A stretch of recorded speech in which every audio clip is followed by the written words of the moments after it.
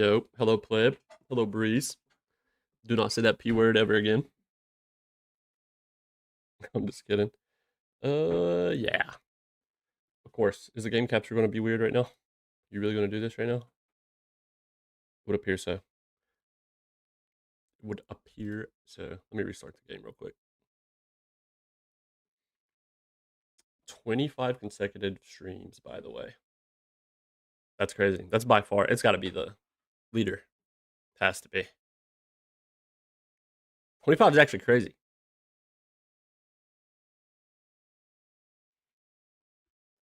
Especially when you consider a month is like, what, max 31 days?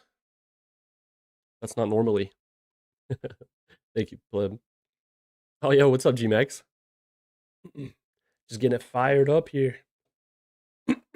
Holy crap, had something in my throat. About to get the offseason fully underway. Last night we did some of the tedious stuff right after the playoffs, like the dev lab. We did all of our arbitration. Still debating on if we want to bring Tim Herron back.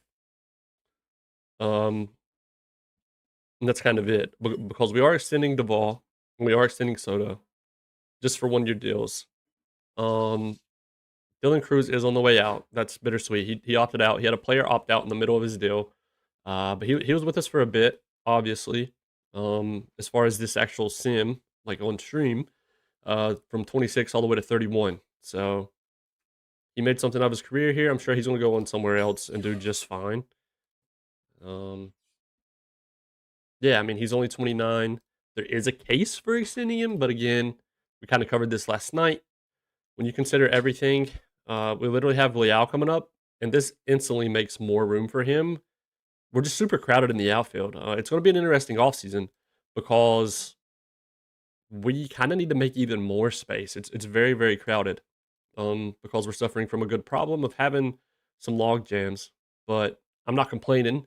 That does mean we won't need to spend as much in free agency. I mean, right now we currently have 60 million.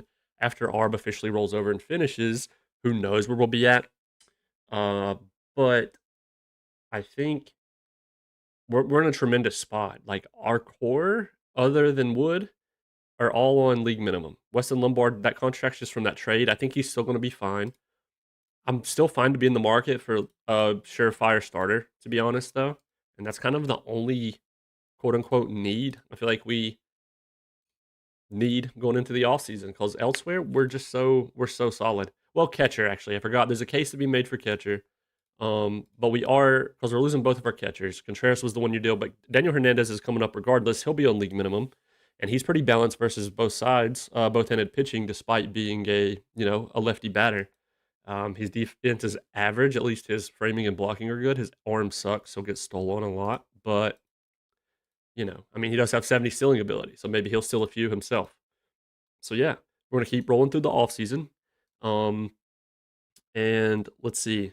Let's do this. I like to do this. I feel weird if I don't do this. So let's establish everything for sure. So Dylan's gone. Cruz is gone. Yo, what's up, Pep? Good evening. Good evening. I traded Bennett for Dylan Cruz, and the Nationals waived Bennett. No way. Did you claim Bennett back? Okay, so like Urias, I think he has the best center field defense aside from. So here's something else we're going to go ahead and do.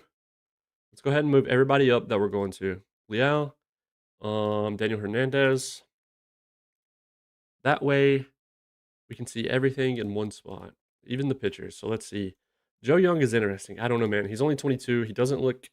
I don't know. I'm not confident in his. He has 50 outfield range. That's so random. I was like, wait, could he be a two-way this whole time? But he's just an average fielder in the outfield, by the way. Yeah, no, I'm Joe's only 22. He's not in a spot to be up. I don't think he will be up for spring training. Same with Lund. Lund could come up anyway. I mean, he has 50 pitching BABIP, really good stuff. The ball's going to fly if they do make solid contact, but he's also going to strike out his fair share. He'll be up for spring training, but I don't want to guarantee him anything right now. Hunter Patterson could come up. He's just minor league free agent depth, but I think he might be on the way out. No, so actually, he's still going to be there. Hunter Patterson accepted another minor league contract extension. That's kind of crazy. So he'll be fun depth. Nice chirp in the main Discord channel, pleb. Ah, is that right? Is that right? Yeah, I just now saw my phone light up at the same time with the laugh reaction. Yeah. Then Breeze, the first thing he says tonight's stream, those Padres. Dude, we can't get over the hump. We can't get over the hump. Towsley though, I think there's a case to be made for him. I mean, he's average versus righties right now. He's 24, so it's kind of again. I know I'm just recapping some stuff I already said last night. But he's in a spot where it's time. But he hasn't done great in AAA. He's been like roughly average to below average. I mean, mainly below average. He started his minor league career at AAA, so I don't know. But he is 24. I think it's kind of what we see is what we'll get. He's going to either go either direction. He has a really good personality. We put him in the dev lab for control. So if that's successful and that at least reaches, I mean, even reaching 45 would make a world of difference. But he's just so bad versus lefties.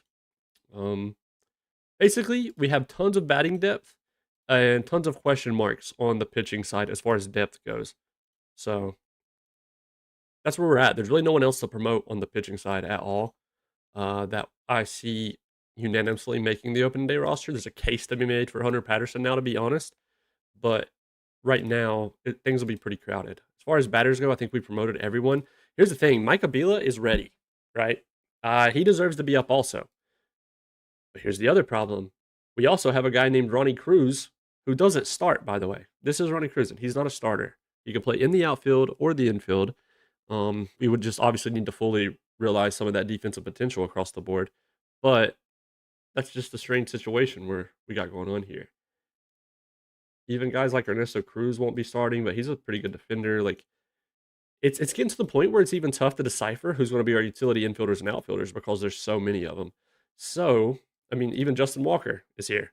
Um, so we're going to have to first do just that. We're going to have to decipher who the favorites are and go from there and probably just move on the rest of the guys who are blocked. I think that's the plan.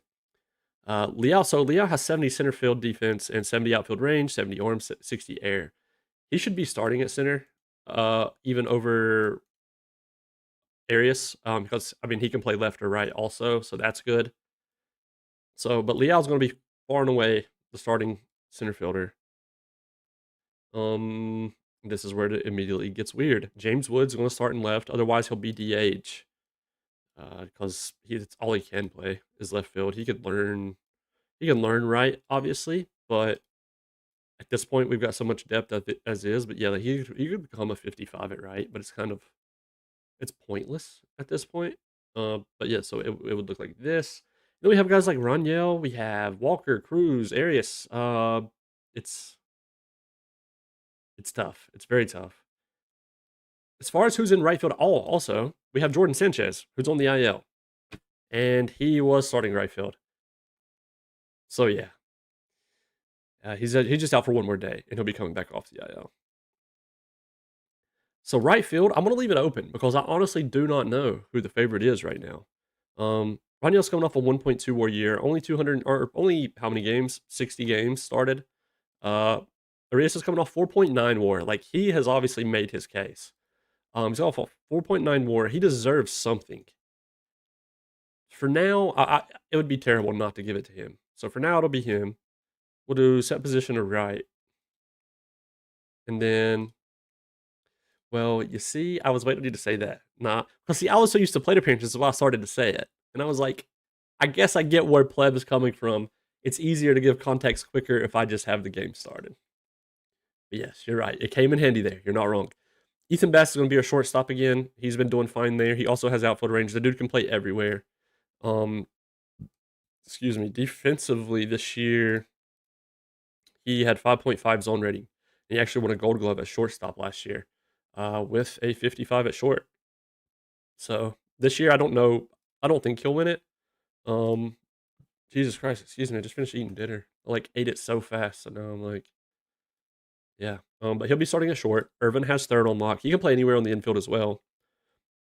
I know, right? I know. It's not for this year, mind you. But if we go career fielding and then look at last year, 2030 at short. Yeah, he had 10 zone rating, bro. 1,062. 1 year at efficiency. So only 6 errors over 147 games started. He has good infield range. His air is 60, arm 65, turn double play is 60. Yeah. And then at second base, we have Eli Willits, who still has 80 potential. He's only 23. His current contact just went up from the new reports we did in October. We mass requested new reports. Yeah, I know. That's what's weird though. But then at second though, if you look him at second, he's 75 and then 70 infield range. And then if we go Bass at second, he could become a 65 and 65. So like it's still working. I mean, he just won a gold glove at short. I think I've weighed the pros and cons on that before.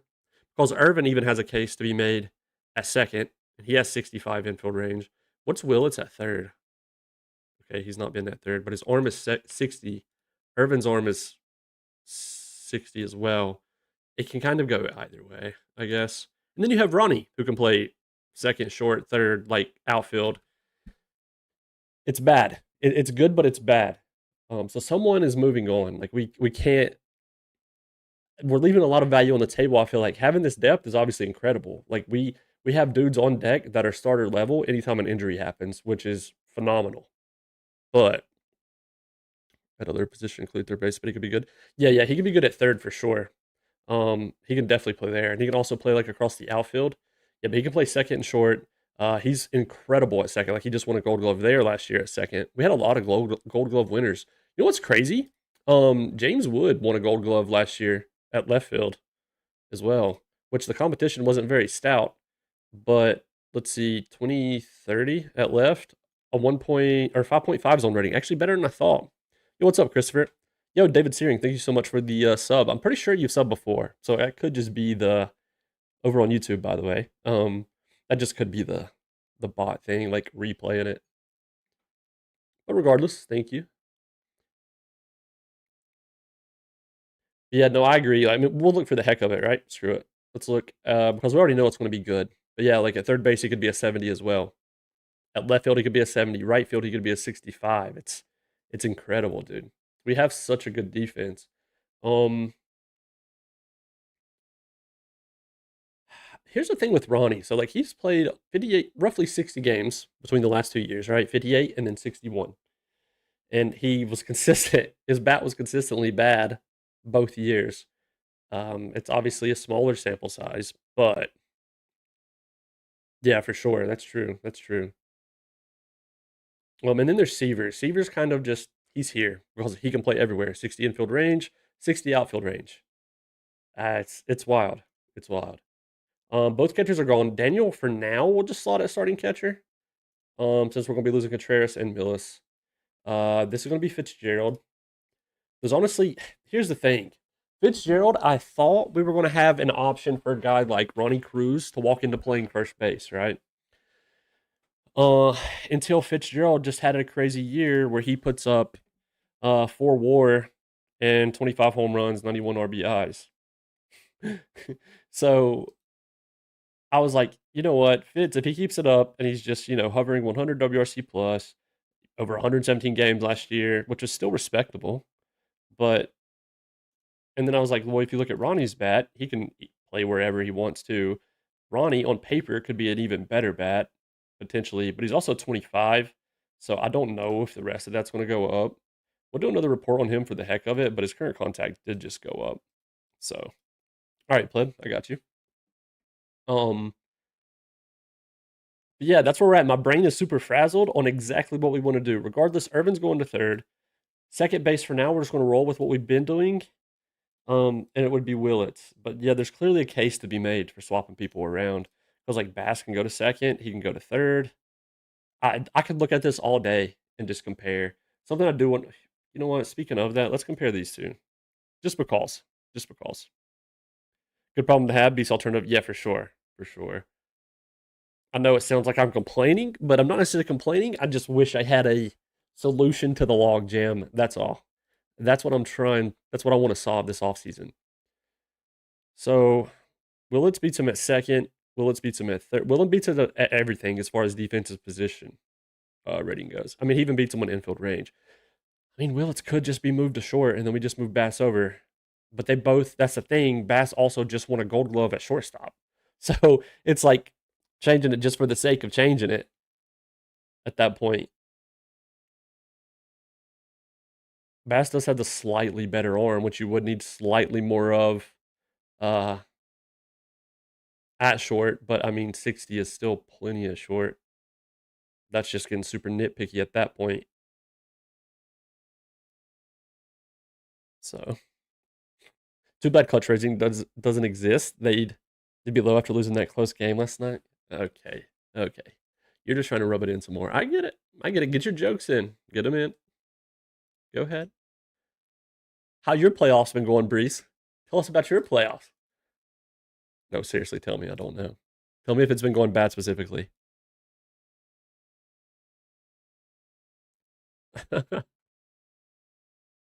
uh, yeah. So I mean, at DH right now, I would trend toward probably Ronnie, and then or otherwise Raniel. I don't know.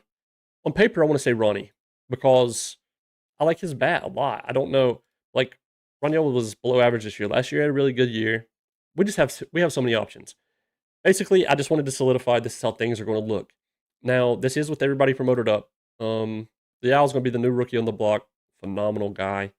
Uh, Teammates aspire to be like him. He's a captain. He's high leader, loyalty. We're gonna like he could be the franchise like player. You know what I mean? He could be the national of all time if it pans out. Fans are going to love him. Low financial ambition, high loyalty. He's a captain. Like he's 20 years old for crying out loud. He's here to make sure things stay right. I do think we can trade Justin Walker. We got him in a trade with Cincy. I do think we can trade possibly even Ernesto Cruz, but I don't know. For some reason, I got a soft spot for this guy for literally no reason at all, other than the fact that I don't know. He's good in the outfield, defensively.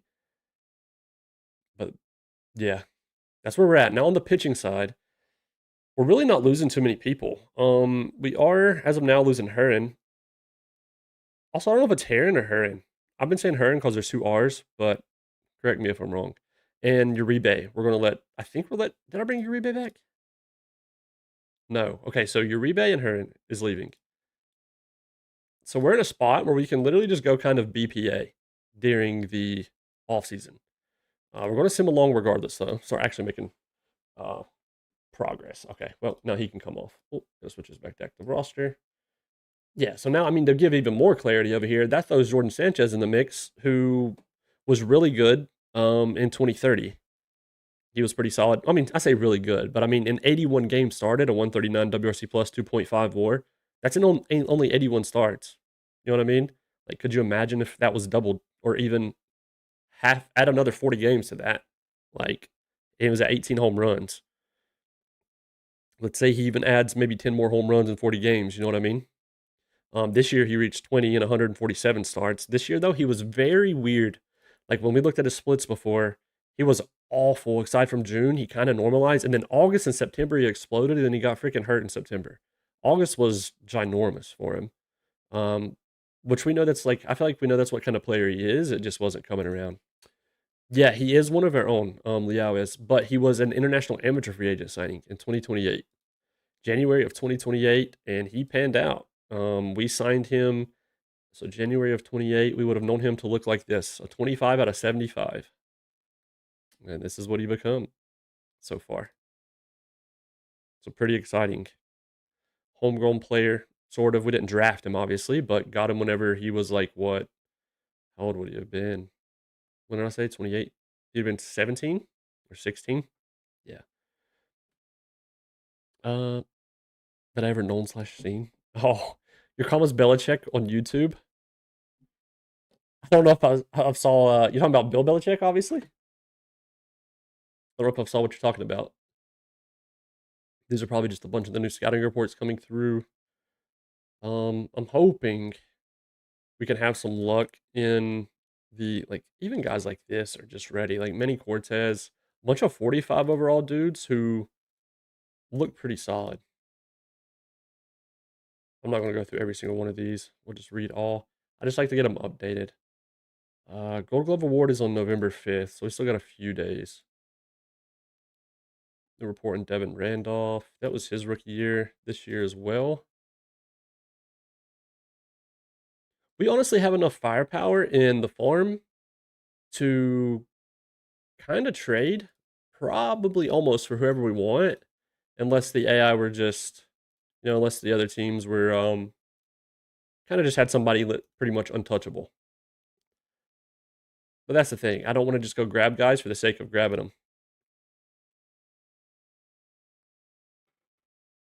Yeah, that's what I'm saying, Pep. I was like, rage baited reaction. I was like, wait a minute. Where was the rage? Oh, yeah, we did have to sign a new team trainer. So, team trainer Tommy John is gone. We signed a real person in Randy Zam because Tommy John retired. Amateur free agent practice. Ted Roop. He's kind of still coming around, to be honest.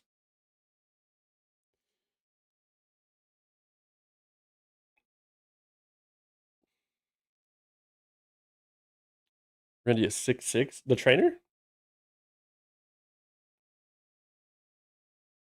Yeah. He's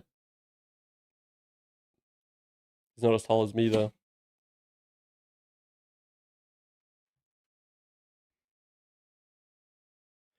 I loved it. The Braves are just getting destroyed by the Red Sox tonight, bottom of the seventh, down 0-7. So fun. So fun. He's 2 inches taller than me. He's 2 inches taller than me. It was a joke. It was a joke. Okay, so Duvall's back. Neighbors is back. These are all the arbitration deals mostly. Herrera's back. Sakura, Ross, Bass. The fans loved that. Even though, just a little 1 year ARB extension. But the fans love him. He's also a captain and a leader as well. Fans loved Arias coming back. Paul Torres, team trainer's back. Okay. Or not back, but new team trainer. Whoops. All right, let's get over to November 5th.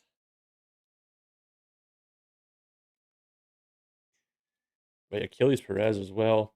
He was our first round pick in 2030. He's dropped down to 55 potential now, but I mean, he's still looking solid. He's coming along. Hopefully, he'll still be okay. Well, see, Jesse Cooper ended up panning out very, very, very nicely. We do have him in, like, he was insane. Like, honestly, a Cy Young type of year. He finished with 7 more. Led the NL in ERA, WHIP, Ks per 9, walks per 9, wins for what that's worth. I don't care about pitching wins that much, but yeah, he turned into a freak. He got tons of TCR, kept developing, and yeah, I mean, sky's the limit at this point. Yeah, he got fragile. Yeah, he got fragile in the minor league. Sadly, we do have him in a development lab for. I think that's the first one we did. Yeah, for strength and conditioning. Hopefully, it goes our way. Who knows? But yeah, I mean, he didn't put it this way. He started 33 games this past year. He pitched 206 innings. Somehow, it worked. We proceeded to not say the I word. He did get hurt in the playoffs. That's true. Tommy John took care of him. Maybe that's it. Maybe you got to use like reverse psychology. Give him a trainer named Tommy John to make it work. But yeah, he was nuts. I love this guy. Yeah, so but that's the thing that's what I was saying earlier. Whoops, I mean to do that. We kind of are in a position to where we can go. You can never have too many good starters. So like if there's something we're going to attack, it's probably going to be that. Taking a second to load the league news tab. Major awards. It's about to pop over. Wait, when was this? September 28th. Oh, he won the NL. Holy crap! Yeah, he won the NL batting title this year. Last year it was Bass, right? I'm pretty sure, or shortstop. No, I did not get it. I'm not going to get it. But you can ask me every stream. I don't care. Junior trainer Tommy John Jr. Honestly, keep the curse, not the curse, but the good juju going. Okay, top defensive players in the NL: Scoggins, the Padres starter, who was very gross that we had to face. Although he got crushed by the Mariners. Patrick Bailey at catcher, of course, of course. Alec Bohm at first baseman for the Marlins. Eli Willits at second for us. See, that's what I mean, man. Back-to-back Gold Gloves. Jesus Made at third for the Cardinals. Jeez, he got claimed on waivers from the Brewers. kind of just fell off compared to like his potential. Tovar at short for the Rockies. James Wood in left, back-to-back Gold Gloves for James Wood. P. Crow Armstrong, he also won in center. Does that say Jordan Sanchez at right field? That's actually nuts. I mean, he did start 147 games, so he technically didn't get hurt till the end of the year. See, now how are you supposed to cope with a Gold Glove right fielder not being your starter in right field next year as a possibility? And you can't tell me freaking Arias wouldn't win one. Like, look, he has 70 at right field, 65 outfield range. I don't know, man. He started center field primarily this past year, where he probably would have stole it from Sanchez. Crazy. In the AL, though, Simeon Woods Richardson at pitcher for the Angels. Alejandro Kirk with the White Sox at catcher now. Kobe Mayo at first with the Orioles. Wow. Pretty good. Pretty good. Noah Miller at second with the Yankees. Yeah, this guy's defense is nuts. He was a minor league free agent signing in 2029. Put up 1.1 WAR still with 57 WRC plus. Defense putting in overtime. Third base Casey Schmidt. Got him in a trade with Cleveland at the deadline this past year. Mason Wynn at short with the Guardians. Colton Cowser in left field. Orioles again. Max Clark in center with the Tigers. And Jason Smith in right field with the Rangers. They got him in the first round of the 2029 draft. Interesting that he won it in right. It's kind of crazy. Must have been weak. All right, what's tomorrow? The all relievers. Jeremy Lilly wins the AL reliever of the year with the White Sox.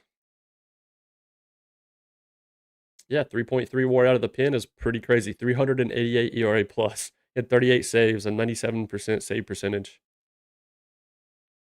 On the NL side, Johan Duran, of course. He had 23 of the votes. Eddie Rodriguez with the Marlins got 6. 1 vote to Tiedemann with as well down there with the Marlins. The Marlins voters were trying to go hard. Yeah, Duran still looks crazy at 33. He's with them until... Okay, so this was just signed, actually. They extended him. So he's with them at least 2 more years. Unless they obviously trade him or something. Oh, yeah. Actually has a no trade clause in it, so... Eddie Rodriguez, this is who was in second. And then Schlee is... Yeah, I don't know. He'll probably get his fair share of awards. What did Tiedemann look like? He got some votes. Okay. Now should be what? Silver Sluggers? Yep. We got a personal message. That means we won one. NL Silver Sluggers. William Contreras at catcher for us. He'll be heading to free agency. Tyler Bottenfield, the first baseman with the Padres. Despise this guy now after what he did to us in the playoffs. But yeah, crazy power. JD Dix at second with the Diamondbacks. Dave Romeo, of course, at third with the Rockies.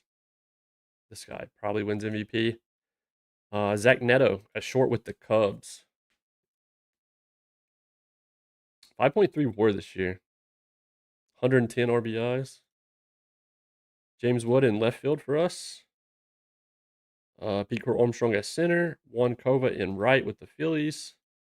And then Dylan Cruz won it at DH with us.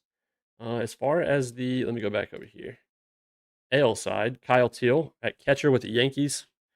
They got him in a trade in December of 2030. Kurtz at first with the Athletics. Continues to be a freak. He led the AL in RBIs this year with 107. Jackson Holiday at second base with the Astros. Yeah, oh yeah, I remember this actually. They gave him a pretty big contract. I remember. Sebastian Walcott at third base. Orioles. The Orioles have got a lot of awards this offseason. 5.7 WAR this year. 32 home runs, 103 RBIs. Leo DeVries with 6.4 WAR led the AL. He's out with a fractured foot for 2 to 3 weeks. Roman Anthony in left. Yeah, he still looks crazy. He's fragile now, which he might have been fragile before. I'm surprised he didn't do. I mean, 107 games started, so he clearly missed some time. But 18 home runs, like I would have thought he would have hit more. Julio Rodriguez in center. It's been crazy. He's 30 now. Still got a bit of that contract left, a little bit. Um, Jack Caglione, with the Royals. Sounds like I about got choked on his name. And then Gunnar Henderson at DH with the Orioles. Shout out to him today, by the way. He's on my fantasy baseball team, and he hit 2 home runs today. Oh, that was about Soto's extension. Uh-oh. Soto wants to negotiate more. That sucks. Because I'm not looking for 2 years, Soto. I'm not. I'm just not. I want 1. Like our last offer. Uh, I swear, let me see.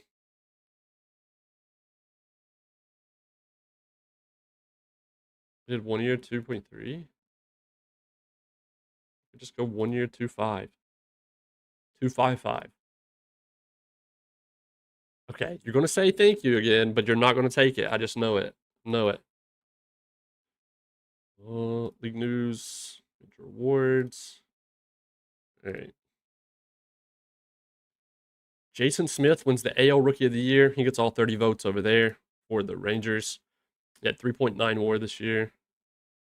26 home runs. Then for the NL, Dave Jennings with the Padres gets 28 of the votes. Second place was John Martino with the Reds. He gets 2 votes. Dave Jennings, yeah. They have a nasty pitching staff, dude. Yeah, 2.2 WAR, 2.06 ERA. Martino is a first baseman with the Reds, actually. What?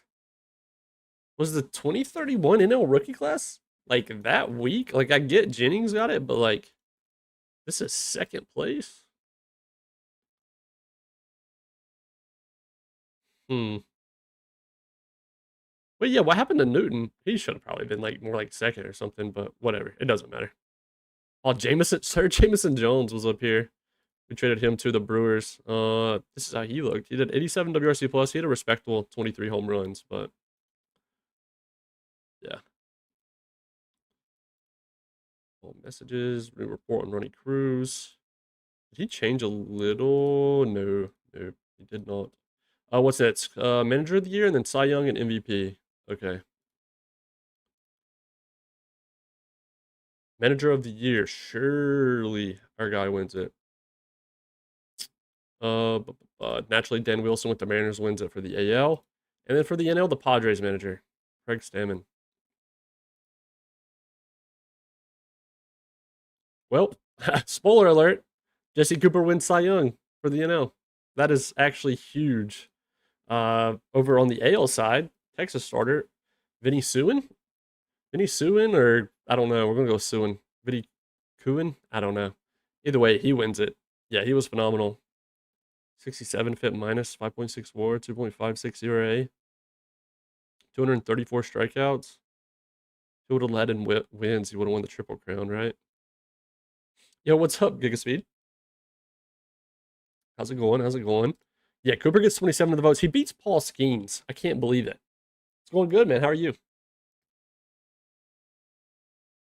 Yeah, Skeens had 8.5 WAR, 55 FIP minus. Did he really? Well, yeah, I mean, he had a ton of strikeouts, huh? Let me go back. Yeah, 32.7. Wow. 7.5 walk percentage.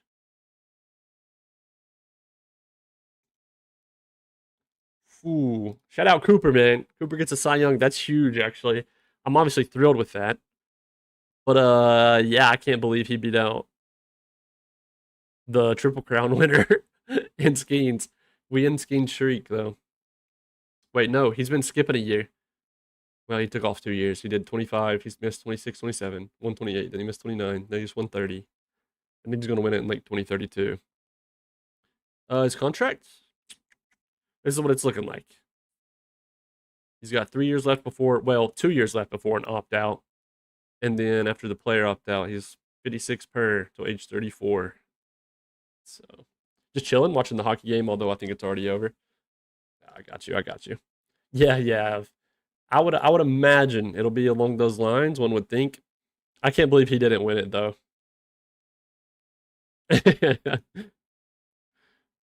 All right, MVP. Here we go. Uh, shoot, it keeps defaulting me back over. Hang on. Betting leaders. Cooper wins Cy Young. That is huge. I'm actually so excited about. Okay, Soto signed the 1-year extension. Okay. Dave Romeo, of course. That's what we thought would happen. Or Dave Romero. Romeo? I could be Romeo or Romeo. Probably Romeo. Romeo sounds cooler. Dave wins the NL MVP. Cooper got a vote, as well as Skeens got a vote. But ultimately, it was, dude, freaking Luis Hernandez. The Padres are good, dude. They're gonna be, we're probably gonna run into them a lot in the playoffs, I'd imagine, with the core that both teams have, this younger core. Yeah, this guy was a demon against us in the playoffs. But yeah, Romeo wins it, much deserved. After we looked at the stats earlier, that's what we thought would happen. 184 WRC plus, 8.64, a 327 batting average, 47 homers. Plus, this dude gets to play in cores for however long they probably. Oh wow, they're smart. Look at the Rockies doing smart things. They just signed him to this extension that they get out of at his age 31 season, potentially age 30 if he opts out. Look at that. That is so smart by Colorado. And that's after his, okay, third year. Well, second year. The first year wasn't quite, But yeah, it's after 2 years of service time. Well, no, that would be because it's 100 and how many days? 70 some, I think. Can't remember. Regardless, for one service year. But James Wood's there, Cooper's there, Cruz is there. But as far as actual vote getters, Scuba's going to easily get 50. Yeah, I agree. 50 million for like 7 or 8 years. I wouldn't be surprised. I think, yeah. What's weird is his injury situation right now too. That's very scary for him. Yeah, he does, dude. He's crazy. He is crazy. He's also durable. That's a really good contract for him, to be honest.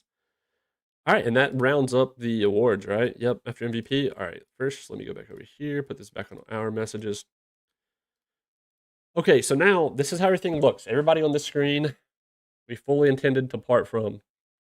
The only one I'm a little still on the edge about is Tim Herron. He's done really good every year that he's pitched. He's been pretty consistent since 26. He is 35, but so is, I mean, a lot of our pen is older, like Soto, Duvall. We brought both of them back. So, I don't know. We still have guys like Ross hanging around for Tyson Neighbors, who we got in the Rule 5, by the way, who just had 180 ERA plus this year. Uribe, we're going to let go just because he wants like 3 years. And we have Saime, who this was his rookie year, was very, very, very good. And then Devin Randolph as well. This was his rookie year. He didn't come up till like he only had 15 games under his belt. So he came up like right before the roster expansion. You said, how's it going? If I was being honest, just saying I'm feeling like a fucking idiot. I was moving my tires into storage in the house. Somehow it slipped out of my hand and fell downstairs onto the wall now like 2 by 2 feet of drywall. No way. No, you're fine, dude. You ain't gotta apologize for just chatting. That's so annoying. Oh my god. Oh, that sucks. Probably doesn't help that it was. You said somehow slipped. Was it raining? All it's done here, which I don't know where you're from, dude. It's all it's done is rain here. It's raining right now. It's like thundering and stuff. You'll probably hear a few thunder cracks in a little bit. You guys might literally be able to hear through the mic, but a friend who does drywall, perfect. You hopefully you're chilling then. Hopefully he'll be a pal. I think I'm content with these dudes leaving. I think I'm okay with it. With Heron and Uribe going. Because right now we have Furr and Soto, Lombard, who is going to go to the rotation now. Honestly, Burns is not coming back. It would probably look something like this right now. De La Torre could be that 5th starter, but that's the thing. It's the same situation as last year where I'm not happy with the 5th starter situation. Nothing is solidified. Which Burns, I can't lie, was a pretty good signing all in all. Like, he was slightly above average ERA plus by 6 points. He had a 106, but then had a 104 FIP minus. So it was below average by 4 points. So he was good enough for like a number 4 or 5, in my opinion. Better than you going down the stairs with him and end up with a true. All my fault classic. Of course it is. Had we beat the Padres, it wouldn't have happened. I always find the bullpen is the easiest part of team to round out, my opinion. No, I agree. Yeah, I agree for sure. Yeah, I would agree. It's just that's kind of like the only thing that we're going to be able that we're in a situation that we have to like worry about. I was going to say desperately worry about, but it's not even. All right. Yeah. Going over to the off season, I guess. There's nothing else really to trying to make sure I'm not forgetting anything. I think I'm chilling though. I think what we might do is we might do promotions in a second. Ivan Gonzalez. All right. Ethan Bass update. We just put him in the first defensive lab at the bottom of the development lab programs. His little update is that he's frustrated.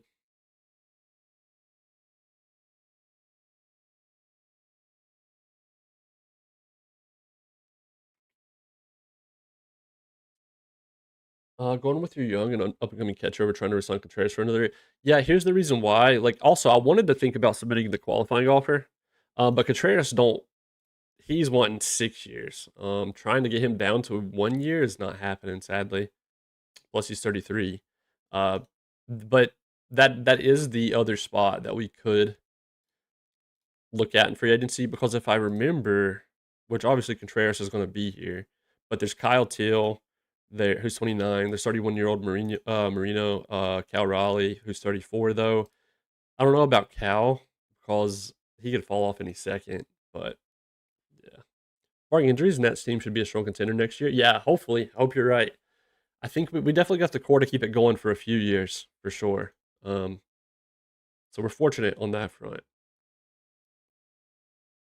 Yeah, as always, his brother. Who's actually hitting pretty good in real life for the Red Sox right now. But no, we wouldn't sign him. Let me see. There's no way he goes down to 1 year, right? Like, nah, he goes down to 5. He goes down to 5. I haven't seen an info. How strong is catcher framing in 27? I'm assuming it's not great. Yeah, it's been it was nerfed overall. It's not it's obviously still important, but it's nowhere near as like a big deal as it was. Yeah, I agree. I agree too. But yeah, like it's nowhere near as a big deal as it was in the past. I feel like defense across the board is a little more lenient, to be honest, other than maybe center field. Because even at shortstop, like Ethan Bass won a Gold Glove last year with a 55 at short, but he does have the 65 infield range. But yeah, 55 at shortstop plays this year if they have at least 60 infield range, but it depends on what side of 65 infield or 60 infield range they're at. If they're on the high side or low side of 60, I've noticed. That's one thing I've noticed anyway. Remember, we were talking about that in the beta. Yeah, I mean, this free agent class as a whole, if we look at the starters, which we could just sim over to it, this is all the starters for upcoming free agents. So, like, Bradley's there, Hunter Brown. So, here's the thing even dudes that are around 50 overall, and even these 55s, like, the competition is probably going to be kind of nutty. Because here's Corbin Burns, who we just had. So, Kyle Hurt was somebody we were trying to trade for at the deadline. Maybe we look at him, but instead we ended up with Weston Lombard. Bieber's wrecked. Bradley is going to give up like a bunch of home runs, but he still had a solid year somehow. Ignore the wrecked and fragile; they always get injured for you. Yeah, that's the thing. You just never know, though, right? You never know because like we had Cooper who didn't get hurt all year. He just won the Cy Young for us, and he's our ace. Sadly, he's fragile. But yeah, you never know. Comes out of nowhere, that's for sure, and it sucks regardless. But yeah, wrecked is still scary. I agree. Fragile, scary too. I'd naturally, obviously, trend away from him. There's also Ryan Weathers. Was he not here on the starters whenever? Yeah, he was. Never mind. All these low movement, low home runs allowed guys.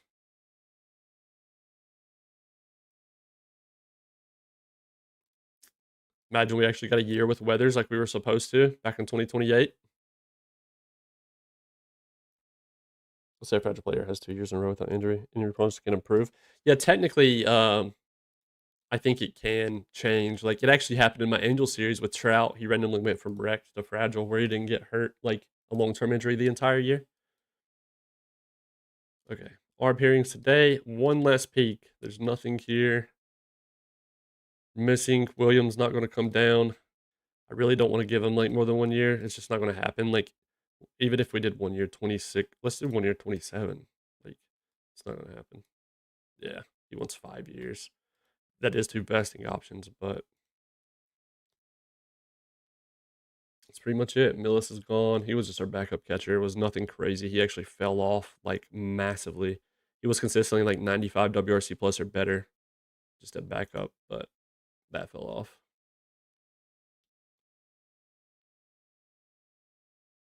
All right, Cruz files for free agency. So we're going to get a comp pick from that whenever he signs somewhere, which is nice. That'll be huge. Drop a quick save. I don't know. That would be crazy. I imagine, which New York is already going crazy, like the city, but whew, I can't even imagine how wild it would get.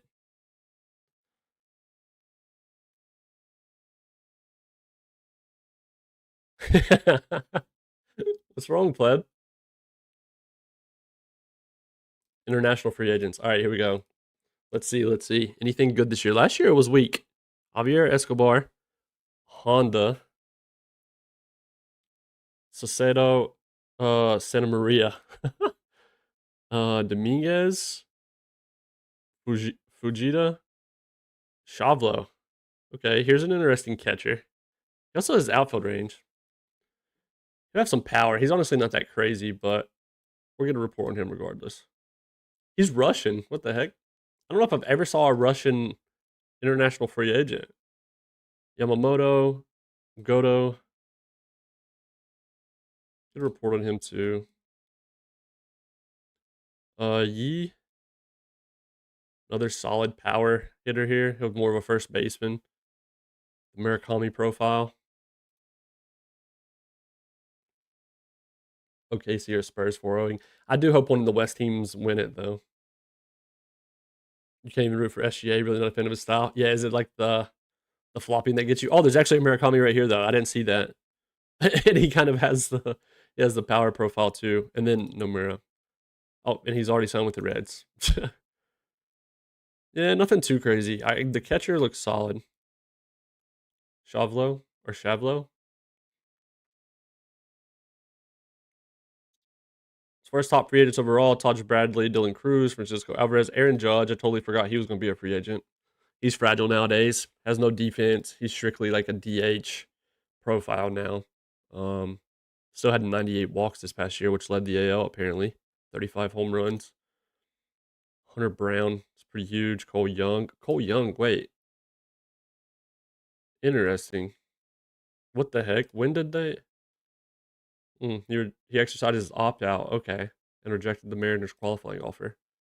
Well, that's a big loss for them. He's 28 years old. Kyle Teal. He wants 58 million off the jump. Holy crap. All right, and Bednar. Bednar was someone I was kind of interested in, but he wants 30 million off the jump. All right, Ellie's on the trade block. Acuna, Gunnar Hogland. Roby's still here. He's been on the trade block a bunch. Can't believe Ellie's on here low key. It is his last year. But the dude won 3 MVPs in a row. 28, 29, and 30 season. You said he didn't. Nope, I did not. I did not. Yeah, it's way better this year. Way better this year, in my opinion. Naturally, some dudes still drastically like randomly fall off a cliff, but then a lot of them can maintain. Like, I mean, Dietrich Ends is 40. You know what I mean? Like being 50 overall, coming off 2.3 WAR, age 40 season is kind of. I don't know. You would never see that in previous OOTPs. Ranger Suarez is 36. All right, let's go transactions now. So Teal, I can't believe what he's probably about to get paid. 50 million first year, then 60, 65, yada yada yada. How much money do we actually have? 64. We got 47.2 for extensions. Our budget is still ranked 25th, by the way. Yeah, yeah. I mean, I get a lot of enjoyment from that already. Now I think this year, yeah. So I can't imagine. After you turn it down, I bet your guys will be going for a long time, which can obviously be cool. Mourinho wants 28.3. It says on the demand. Okay, 26. He wants so many years. It's like another situation with Contreras.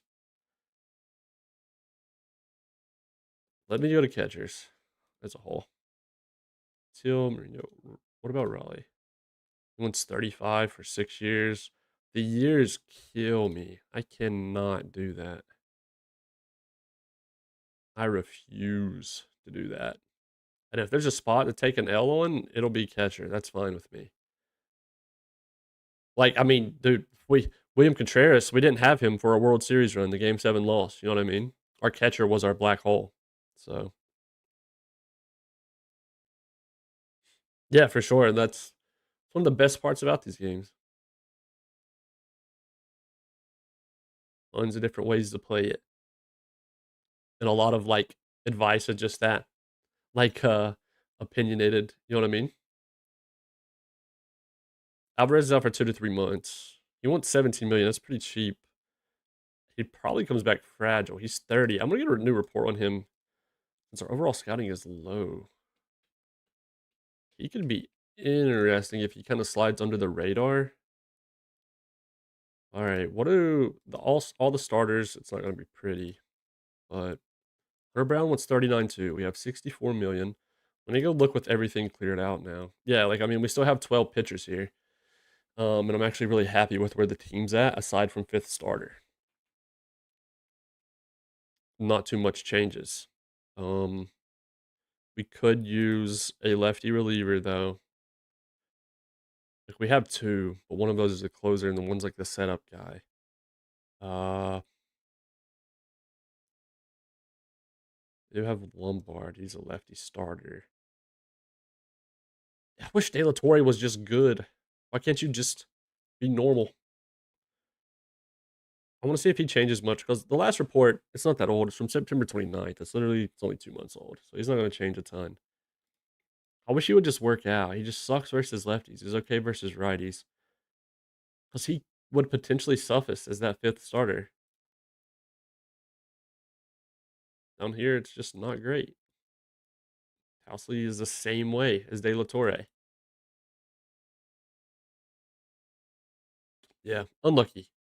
Okay. Really, fifth starter? And then over here, another catcher. Like, I'm content with just rolling with Hernandez. He has a solid bat. His arm is weak, but his framing and blocking are at least 60 plus. That's good. He's going to be on league minimum. Like, he's relatively balanced versus both sides. He has no power or eye, but he has everything else. I'll give you an alert. We're going to play a game that's going to take my attention away. Okay, I got you. Appreciate it. The lurk is much appreciated regardless. Um, yeah. It's going to be a kind of slow off season for us, other than the trading front. And to be honest, that may be our best bet as far as acquiring another starter anyway. As far as lefty relievers, let's make sure there's no. Okay, let me do this. Yeah, that's not gonna work. Let's just do all pitchers because it hides the closers behind the closer thing. Let me go filter throws is left. Let's see. Ooh, I forgot about Ryan Weathers, and he wants 17 million. Hold up. I actually don't hate this. Right? Yeah, yeah. That's the way I'm leaning too. I can't lie. So I'm glad you agree. Um, and at the end of the day, this our offense is stacked. Like literally every other position can hit. So if, and it's not like he's a bad hitter, I guess. We don't really know at the MLB level yet, stats wise, but it's not like literally everybody else couldn't carry. And plus, if there's, I guess, a position to take a L on, it could be there. Yeah, that's true. That's true. Yeah, Contreras we traded for even in the offseason of last year. At the time, they were in like a horrible situation money wise. So I think what we're gonna do, I like Weathers and his asking price right now. It says 17. Let's see if that's true. Okay, yeah, 3 years, 17. Probably would try to get him down to like 2. What about? Wait, we're on all lefties as well. Let me just hang on, hang on. I keep getting sidetracked here. We'll keep it like this. I was looking at relievers initially. Nishi is here. He only wants 3.6, but his personality is buns. That is extremely good deal, though. Have it still as order. Right now, I'm just trying to look at relievers. Dreyer's here, who we face in the playoffs, obviously. Brian King. Yeah, so it dries up fast for lefties as a whole out of the pin. Josh Hader, what's he look like nowadays? Yeah, not so great anymore, but he is 37 years old, so you'll have that. Matsui. Wait, he's listed as a starter. They started him 17 times with Houston? I like Matsui. He was with us in 2030. He did good. Okay. Here's the thing. So we would be at 13 pitchers after we signed a starter. We don't have to acquire another lefty for the pin. Like, it's not a requirement, more of a preference. I think looking at starters, if we clear everybody being only left-handed, let's. So as far as the demands over here, 12.6 for Bieber. He's wrecked. Sadly, I'm not doing that. Abbott wants 24, 21 for. Let me look at these two's ratings. He's wrecked. Still's wrecked. Kyle Harrett wants 20. We tried to trade for him, and then we settled on Lombard. Corbin Burns, who we just had. Worst case, he only wants 12.6. There might be a little 1-year reunion again there. If we had him on the short list, like I still for 12.6, that's not terrible. All things considered, looking at these guys, Luzardo's wrecked. Schlitter, he's low scouting actually. He wants 5.5 though. Let me get a new report on him. He didn't have the best year.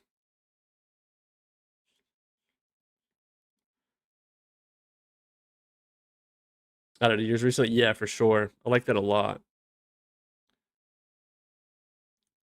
Anything I can add to try and make it just to minimize all the clicks I might have to do, I'm all for it. Even though I catch myself still clicking around, probably more than needed in the first place. Barrios, it's 19. Pavetta. Ty Madden, he wants 4.6. His movement home runs allowed stink. Well, it's trying to actually, that's just the median of it, I guess. Between the movements and home runs allowed, between how bad he is versus lefties, that'd be like another De La Torre, and he had a horrible year with Kansas City. Okay, so right now I lean Ryan Weathers and then Burns again, but mainly Weathers. I don't know if he'd want just 1 year because he wanted 3. Okay, here's what I want to do though. We talked about it a bunch earlier. We have players who are not going to have a spot on this team, but deserve one on a team. I want to shop them, and I want to see what we could possibly get. This is the hard part though. This is the hard part. It's like who? So Justin Walker is a guy I think I definitely want to shop. I don't know. Like, I mean, he's 27. He's not going to bring a ton. He is on league minimum, and he looks okay. He can play a few spots in the outfield, but he could end up being part of a bigger package. But I just want to shop him just to see what would even appear. Freddie Peralta. No. Granillo's here. Who we used to have. Wow. Okay. He went up after getting claimed off waivers from us as a 45. Now he's like a 50/50. That's kind of bittersweet. Good for him, though. He went on to have a solid year with the Diamondbacks. He was just odd man out of a pretty stacked pin at the time, and now he looks even better. Well, that's an L on our part. Yep, time to package the wealth of position player. Yeah, hopefully. I know, and stop falling in love. Yeah, that's the hardest part at the end of the day. That's the hardest part. Logan Webb has 3 years left. That's not happening. Um, Logan Allen, he's an ARB. Hmm. He hasn't had the best last 2 years. They've been okay. This past year was okay. The one before that wasn't great. He's not terrible.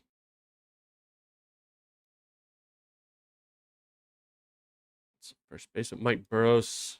Nah, they should have him. I'm surprised they don't have him starting, which they kind of did here and there. Pittsburgh did, and then he went to San Diego after the trade, and they put him as a closer, and it just didn't work. Devers ends. I wish he was better. To be fair, well, he is in the pitcher-friendly park though of Oracle Park. I don't think he would be that great for us. Granillo, Quan, Peralta, we looked at. Sasuke's a reliever now. That's interesting with the Dodgers. After starting pretty much every game that he could. Don't like that. Shane Smith. Hmm. How long is it? Oh, heck no. Okay. He's still in 27-8 for 3 years. So a lot of these are obviously dudes just trying to get out of the contracts. Wilson. Ranger Suarez. He has 2 years left at 13 million per. Last one's a vesting option. Yeah, it wasn't great. Strider's there. He still has 4 years left and he's wrecked. Oof. Why did the Yankees do that? Yeah, I don't know. It's just him alone, nothing crazy. Let me sort by age. But obviously, we can package him with other people. Let's keep him Peralta at the top because we have it as like a team need. Trying to see if there's like any. Let's do potential actually. Any young players? Not really. The youngest was literally 21 and they're not great. I am curious if we did like a prospect package for him though. It's probably not going to bring much. Quintana and Ramos. I mean, he's 24 though. Oh, they already moved him up. Never mind. Okay. Yeah. They rushed him. Probably. 2030 he did bad. 2031 he did bad. Carson Bolliman. Nope, nope. Looking for the green. A bunch of relievers, really. Just the 50 potential relievers. Okay. All right. So Walker is one of those dudes, though. Cruz. Cruz. I'm not. I'm like not totally, attached to.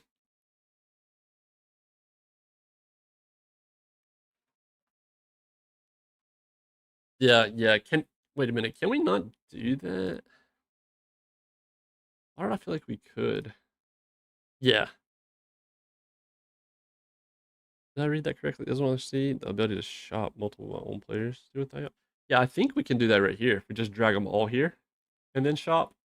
So that's what I want to try. Um, but that's the tough part is deciphering who that's going to be exactly.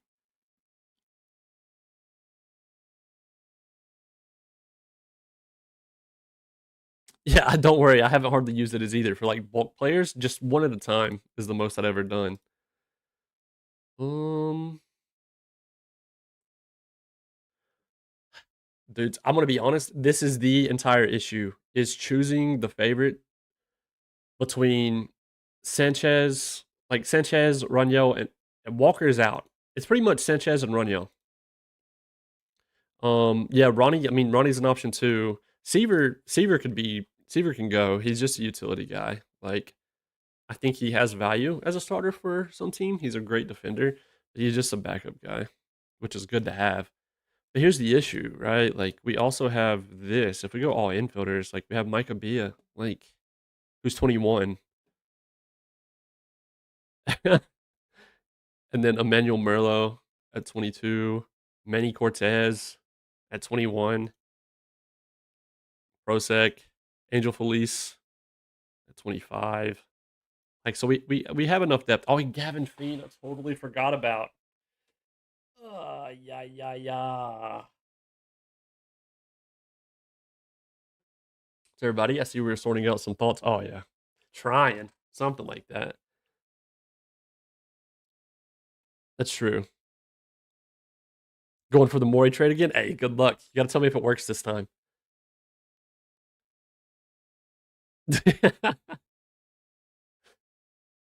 So here's the thing. Gavin's 24. The new reports in October, his potential power just went up to 65. He's already great versus lefties. Versus righties is eh. Is there a world? He does have low loyalty and work ethic, but like, you know, he's apparently a leader, has high adaptability, high financial ambition, though. Paired with the low loyalty, it would eventually bite us long term. He's going to bring insane value where he supposedly has 70 potential, but he's 24. Again, I have to keep reminding myself that, meaning who knows if he's actually going to come that. Two, yeah, he's also fragile. There's also Fitzgerald, who's clearly in his way right now, who I'm wondering if this is a one-off year and we've already got what he's most likely to be in like 2030, for example. I think he's actually something in between 2030 and 2031. I think he's more of maybe like a 110 WRC plus guy and like a 1.5 to 2 war player. Sounds like a good one to add to the package shop to you. Now, here's the thing, though. How am I supposed to cope when I go look at my GM decisions and Gavin Fiend has 50 career war and he's like, he's like the GOAT? That's the hard part. We also have a guy named Colin Bland who's 24, by the way, at first base. This is horrible. This is horrible. And our current team is already this good, man. Ugh. Yeah, that is true. That is true. You're a risk taker? Yeah. Yeah, well, that's the thing with Fiend. So he can play first primarily, and then we had him learn third, but he can also play like corners in the outfield, so he can go wherever. Pretty much put it this way, our outfield is untouchable for like the next 4 years minimum, I believe. We literally do not need an outfielder out there unless one walks in that is miles better than what we have, which is going to be extremely hard to be better than James Wood, Liao, or God knows who our right fielder is. You know what? I'm curious. We might can like double dip here. Gavin might pull enough weight alone in a shop that we shop him solo for a second. Drake freaking Baldwin. Why would they put Drake Baldwin, knowing I'm a Braves fan, up here? Why would they do this to me? This is not fair. Okay. Soderstrom. Oh my god. What are we doing? Okay. I think Gavin's going to pull his weight and then some. Let's go by age real quick. Let's go by age. Who's the first young starter that looks decent? Okay, do it this way. Screw it. Okay. Hold up, actually. Let me just go starter first. This will make life easier. Okay, so a lot of the guys we already saw. Honestly, not much changed. Savage is fragile. He's had 2 back-to-back below average years. Not great. Yeah, it's just funny. We had the same thought. I just clicked them. He's not. He's like solid versus lefties, but not great. He's solid enough versus righties. He's fragile, and he's only there for 2 more years. Yeah, so that part kind of stinks. Allen, we looked at. Hugo is here, which he's made his way from Atlanta to the Royals now. I'm just not a big fan of him. Like, what could have been with him is the biggest thing. Like, he's just a what could have been guy.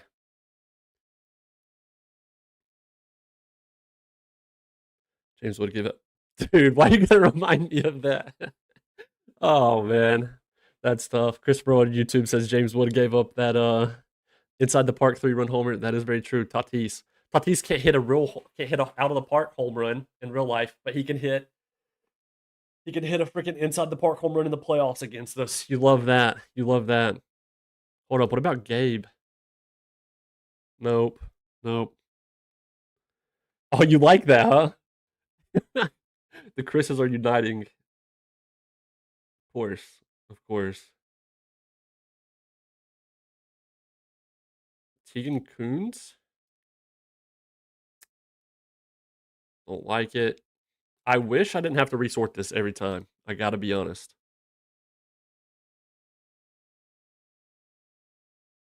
Junior Cyprian? Wait, we looked at him before. I liked the look of him. Hold up. Hold up. Hold up. I remember we were thinking about trading for him from the Giants at the deadline because they were awful this past year.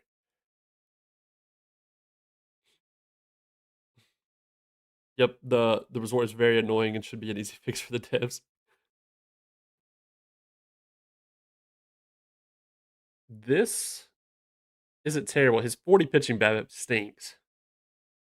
Oh, the resort. I get what you're saying. I said resort like an idiot. I was like, wait a minute.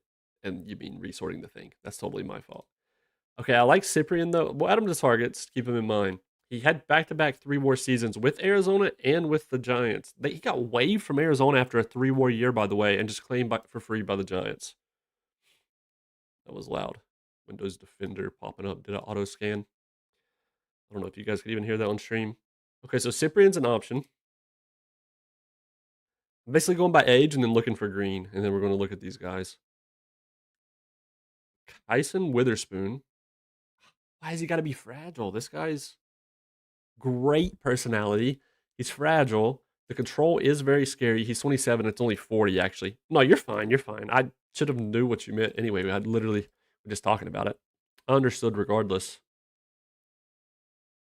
But he's just below average ERA wise. He just walks. I mean, 8.2 walk percentage, 62 walks. We better look out when Jimmy Broski gets to the show. Right. Oh, I need to look at him for you. I need to show you. I need to do a check-in. Okay. So there's Witherspoon. I don't know. A little unsure about that. Sasana over that. How'd he do after he made it?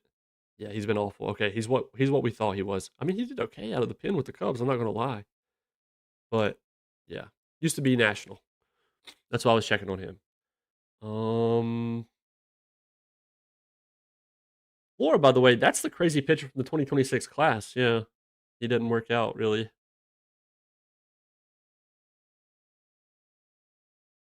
Gabe, we looked at because there's Witherspoon. Here's Gabe. Gabe's a weird one. He's like got that same profile that so many pitchers have in this year's version, with the 50 BABIP, 50 control, and then everything else below 50. But he's not great. Okay, Savage we looked at. Brandon Neely, he's still pre-arb. Gosh, why does he gotta have 40 control, man? I also like the look of him, though. The 40 control is a killer. 2 walks, 4 walks, 3 walks, 3 walks, 74 walks, 11.5% walk percentage, 4.5 walks per 9. I can't do it. I couldn't cope with that. Um, Carlos, is it LaGrange? Probably not saying that right. Yeah, no, he wasn't great either. He's all stuff. That's true. Yeah, there is the option to throw Walker up too and just see what happens. So far, though, let's see. Carlos Rodriguez, low movement, not great. Oh, went backwards. All right. Luis Morales. Okay. Hmm. He had 4 WAR in 2030. 1.9 this year. Just had a down year. He's at 2.2, 3.9, plus 183 innings. I don't know how the dude's not durable. Like, look, 183 innings. Like, he led in game started. Almost. He's 1 game off in 29 and 30, probably. He consistently is on the field. He's not great versus lefties, though. He's pretty solid versus righties. 2 years left at 12.3. He's an interesting option. I'll shortlist him. Keep him in mind. Whoops, I might have screwed up. Okay, no, we're good. Here's Jordan again, who I wasn't a fan of. This profile really just works in Oracle Park because of his movement and home runs allowed.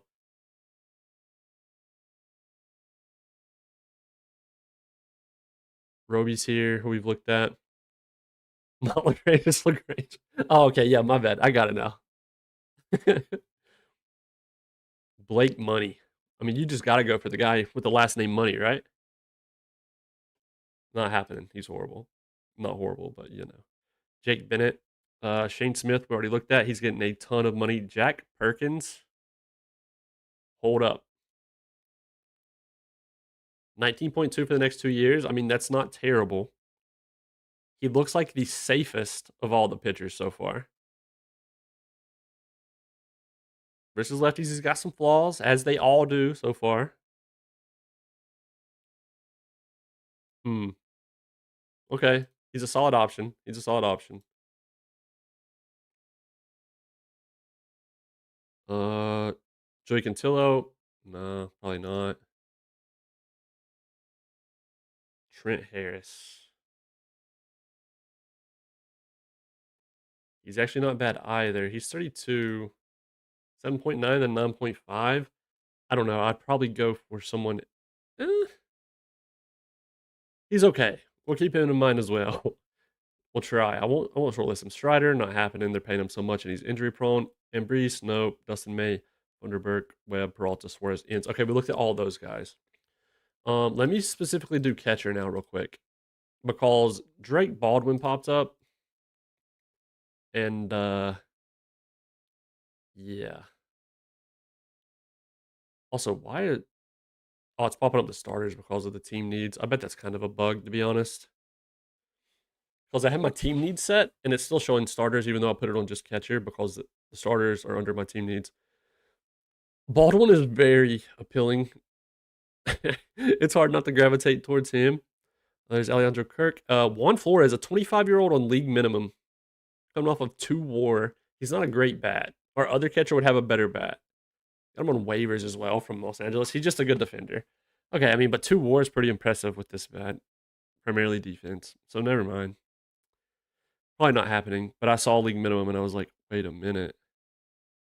Yeah, so really just Baldwin as far as catchers go. There's not a huge. Wait, Langoliers is down to a 45 now. Yikes. I mean, he only started 63 games this past year. Still was a plus bat, though. All right, let me add in Sanchez. Let me go starting pitcher. We've got one more shop. If we have to sim another day, we can. Okay, some things already changed. A lot of things. Holy crap. Hayden Dirk is an ARB. I mean, boys. Yeah. He's ARB eligible next year, too. Yeah. All right. Dirk. Okay, this is confusing me. The team needs at the top is honestly throwing me off at this point. Let me delete that. No, that took away my shops for the day by going over there. Shoot. All right, let me advance today. It's okay. New report on De La Torre, by the way. What changed? His overall dropped by 5. That's what changed. All right. It's okay. All right, let me go. Transactions, player trade. Let me. Where's Gavin? Gavin. Whoops. My bad. Sanchez.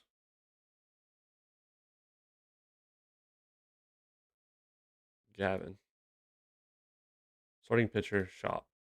Okay. There we go. Team needs thing was just being annoying. Nolan McLean as well. Holy. Why would the Mets give us him an interdivision rival?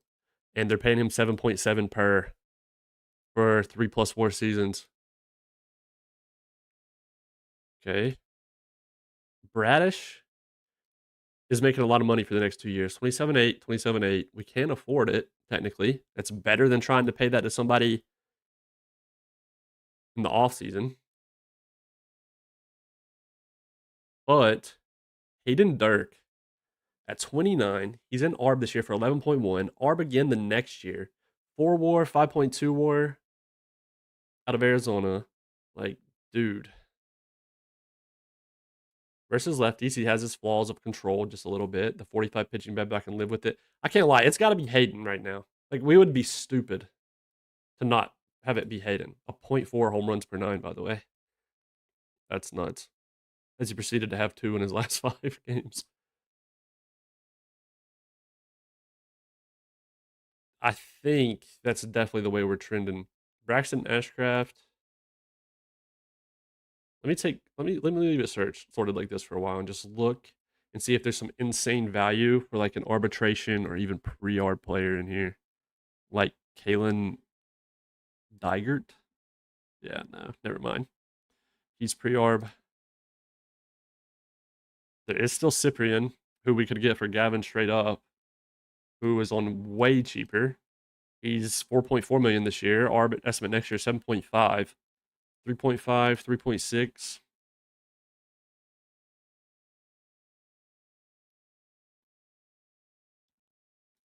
Yeah, yeah. See, the way it works in like OOTP though is like him simply just having that third pitch exist and having at least 40 stamina. The game in the back end considers him a starter. That's just how it goes. Now, if this went down to 35 stam, this might change like emergency starter, you know, or like long relief or whatever. But yeah, or if this was like a 20 and even side the 40 stam, it wouldn't probably say starter here. But yeah. Yo, Atomic Version over on YouTube. Thank you for the sub, dude. Appreciate that. Hmm. Yeah, right now it has to be Hayden. He'll be contract eligible after next season though, right? He's on 4, then he'll be at 5, and then well, not the next season, the one after. So 2 years. He'll need an extension. Right, right. Yeah, 40 is my personal. I mean, it's probably a lot of people's personal cutoff, but you know, Ashita has 3 years left. There's some dudes who I see that look like this, and I'm like, man, what is going on? For one, it might have been injuries. Are these numbers? Let's take a look. Oh yeah, I was pretty much like eliminating him because of the injury, huh? 5 years left, 10.4. He's fragile, but I mean, it's like if he wasn't though, you know what I mean? He's pretty good. He's very similar, to be fair, to Hayden, minus like being very good at home runs allowed. Let's do the age approach again, just to make sure. Kendry Churio. Nope. Maverick Rizzy. Wait, I remember this guy. What was his last name? Kept saying Rizzy, but it's probably like Rizzy. Don't have 2 Z's. Justin Grady, a minor league contract. Thomas Lopez. Dude, the Rockies are willing to throw us everybody they've got for these two. Cameron Flukie, Laura Digert. You don't even want to know about this guy, by the way. We traded him there for Jordan Sanchez, who heard they're wanting. He put up 4.4 WAR with them this year. Oh, wait, was it the Jordan Sanchez trade, or was it? No, it was for Ryan Weathers. That's right. We traded them Clemmy for Ryan Weathers, and we would have had him on that 1-year rental in 2028, and he got hurt in spring training and didn't play a single inning with us in 2028. And then we just let him walk in free agency. Nice. And then they get Clemmy out of it. You gotta love it. Surely. Aware. Oh my gosh. He's been 2+4 every year. We were using him as a reliever at the time, I think, which they did as well at first.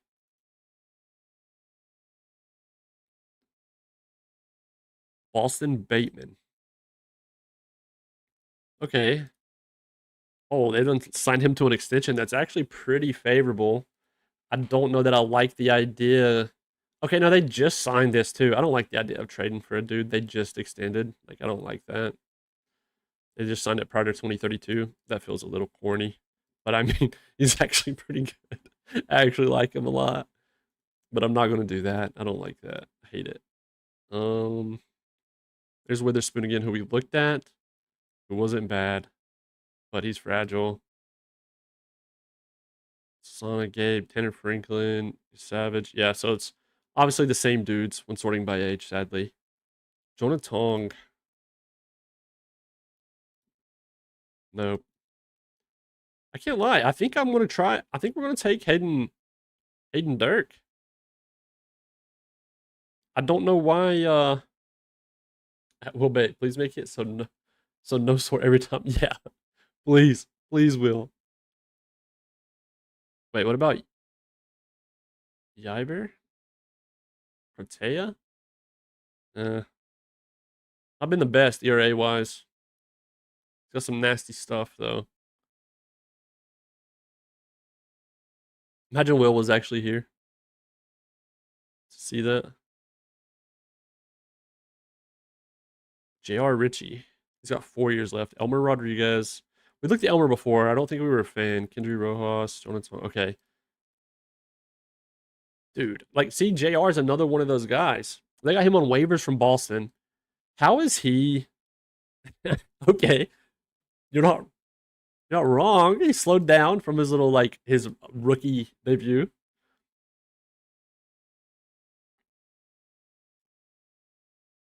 Yeah, I don't understand here how he's how this turns into that statistical output. He looks way better. I like him a lot here. Yeah, I mean tonight, yeah, it's pretty dang bad. Chase Mydroth had a grand slam, by the way, but yeah, we just lost what 0-8. Philly's gonna, yeah, surely. Smith Shawver, fragile, very good but fragile. Dang it, man! It's Hayden. It was Hayden all along.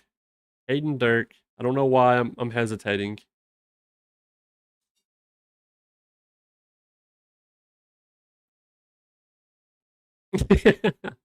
Fair enough. That's why you wanted me to look at early. Ah, that's right. That's right. That's why he's like, what's early looking like? Just take a gander. On the plus side, um, Duran homering for you guys. He's on my fantasy baseball team. Oh shit! My girlfriend texted me, asked me if the internet went out, but I'm gonna guess that's a no because the stream's clearly fine. So she texted that a long time ago. No, listen. I just picked him up. I just picked him up off waivers, but because he was sucking, so it's actually my fault that he hit the home run. That's see, you're looking at it backwards. You're looking at it backwards. Yeah, he went 4 for 5 tonight, scored twice, a home run, RBI. Yeah. Bastardo is not bad. What the heck? He was a minor league free agent. He goes from 11 to 18. We're taking Hayden Dirk. And I'm not dumb, right? This is the play. Clearing away. Freaking cat got choked. Probably eating too fast. Give me a second. I want to check on her.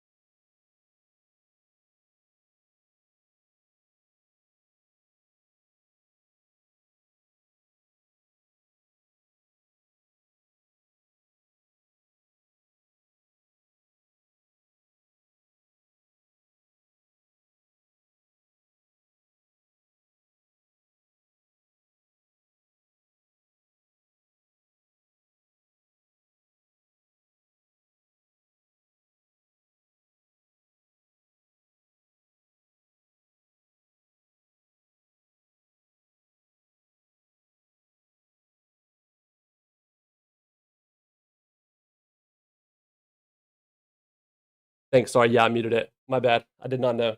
Yeah, this is Mona. I brought her back. She was coughing, and I muted it just in case because I was hollering to my girlfriend. She was eating her food too fast. Her feeder went off at 10. Just like she gets a little nighttime snack. It's just like one tiny portion. Yeah, this is Mona. A lot of you guys met her before. We're getting her a little friend because she's a solo kitty. And watch this. She likes to get on the back of my chair. She's probably going to go to her tower, though. Or sometimes she'll chill up there. Nice. W. Yeah, she'll just sit up there. And she has a cat tower. Oh, there she goes. She just hopped over to it. I'll show you guys a picture of the kitten that we're going to adopt. It literally looks like her as a baby. It's a kitten at a shelter or at a rescue. I don't know if you guys will be able to see it. You guys see that okay? Yeah. That's the kitten we're going to get. It's too bright, huh? Still too bright. Yeah. Anyways. Its name is Zara, which kind of makes sense because Mona's name is obviously 4 letters, and then Zara is 4 letters. So probably just going to keep the name. We should probably get it within the next week and a half, put in an application, all that good stuff. We're going to trade for Hayden Dirk. I had to make sure my cat wasn't choking to death. Yeah, so he's an ARB. He has ARB next year. Dirk is going to be insane. We are moving on from... wait, no, I shopped the wrong guy. Oh, no. It wasn't supposed to be Sanchez. It was supposed to be Walker. That's going to change a lot. Okay. Oh, shit. What have I done? What have I done? Okay, hold up. Let's just see. Yeah, me either. Me either. I want to see. Oh my God, we're good. We're good. We're good. They want Gavin. We're so good. Yeah. So Gavin's going to be on his way out. He's fragile. I think he's going to be gross. I truly do. I think down the road we might hate this, but current me will be fine. He deserves to be on the active roster right now. He doesn't have a pathway for us exactly. Justin Walker is on the way out, but Gavin pulls a lot of weight in this trade, obviously. So Hayden Dirk for Justin Walker and Gavin Fiend. Our available money is only going to drop by 9.38. Their available money would improve by 9.38 to 10.1. Yeah, so they only have 800,000 available. Quick, say yes. You're right. You're right. So yeah, we're going to complete it. Boom. The fans absolutely love it. Naturally. He's going to go on the. Whoops. Do it like this. Put this back. Active roster. That's a pretty big trade, and honestly changes free agency a ton for us because we kind of don't have to do anything, almost, literally. Like, it's actually pretty crazy. We'll give him like an 85 pitch count. How many pitches was he going? 82, 96, 84, 82? I think 85 is fair. I usually do around 85 for the 40 stamina guys if I do pitch count limits. So we have a nasty 1-2 in Cooper and Dirk now. It also makes us a little bit safer due to Cooper's, IP. IP down there. I don't. Lombard being our 5th starter now is actually pretty impressive on paper. He was tremendous with the Giants when we traded for him. Post-trade, he wasn't great. But I think he can still be the player he was post-trade, or at least half of it.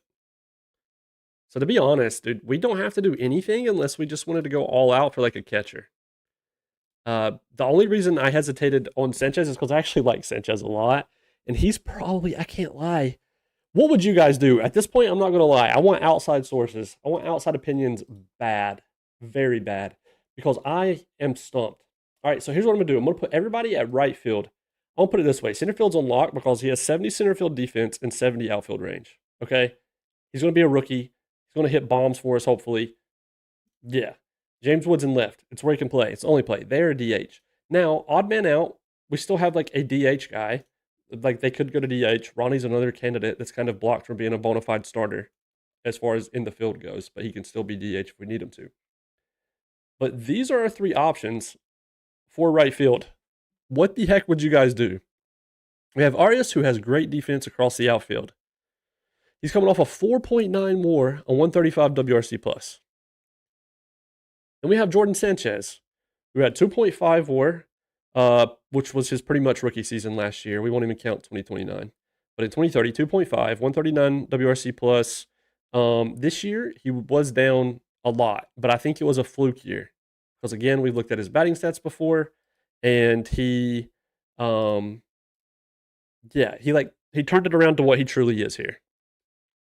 That's actually a great question. So Arias is left-handed, Sanchez is left-handed, Roniel is right-handed, and then we have this guy.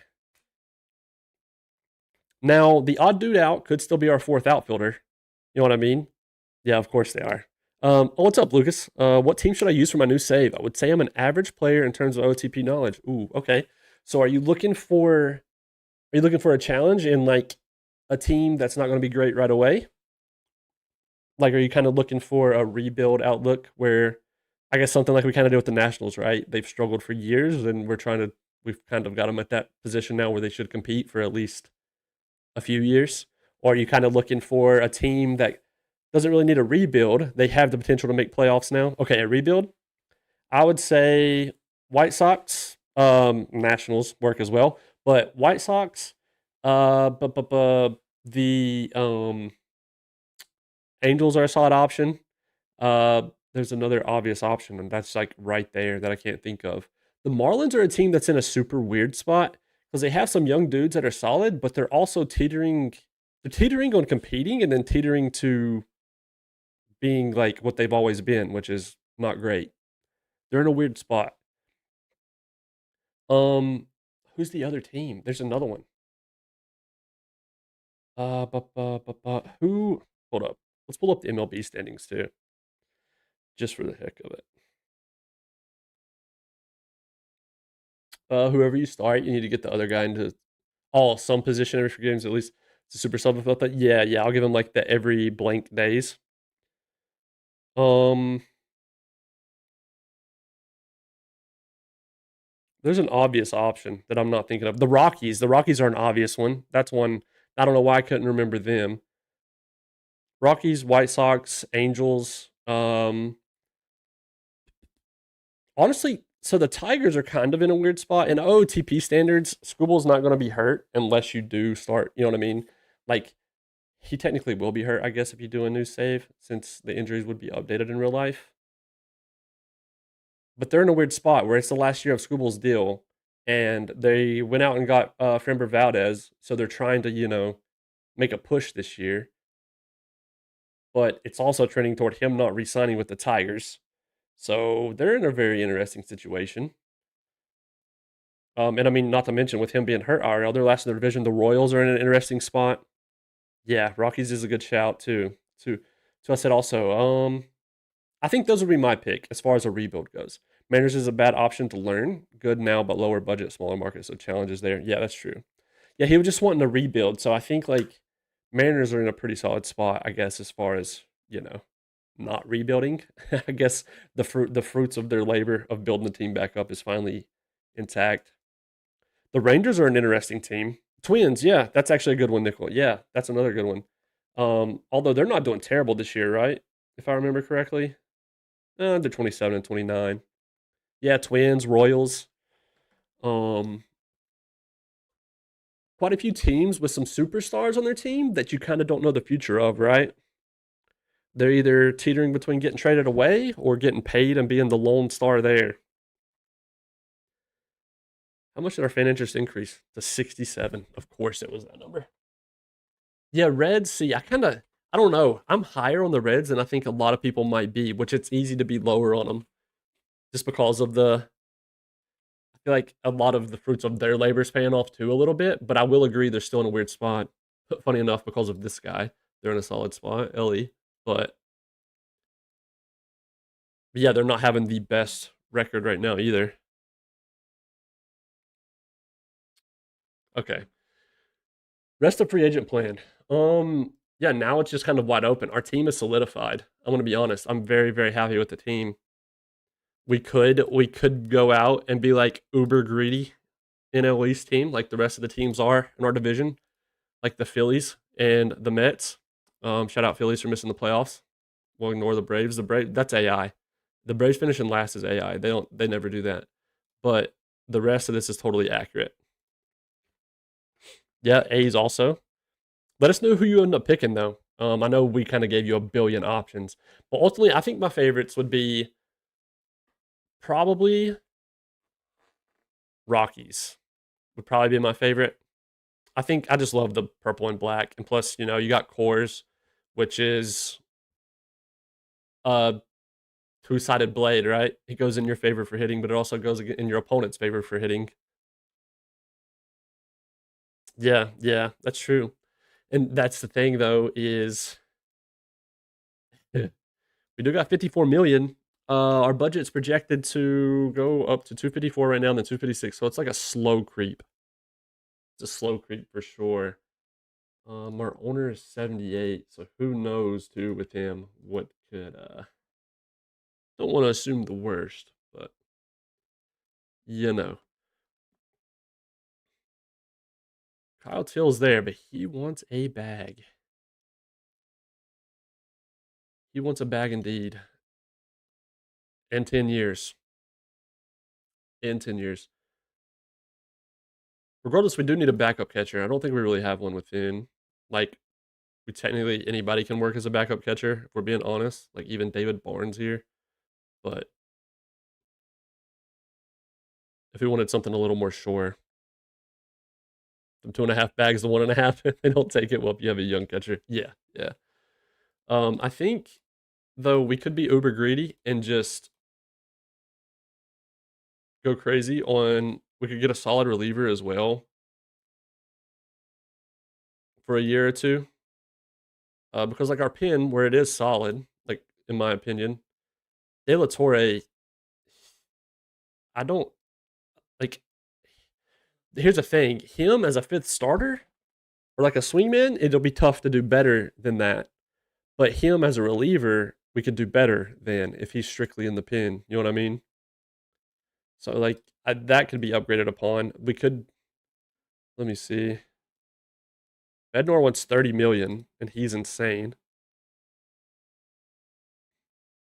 Because I can't lie, I'm kind of trending just going with the current catcher we have anyway. Because I don't think a single one of these guys, like Teal, he is 29. He's the youngest, right? Out of all the 29, 30 for Alvarez. I forgot about Alvarez. We were waiting on that report to come back. Yeah, and that's it. And he wants 10. Mourinho's 31. He wants 6.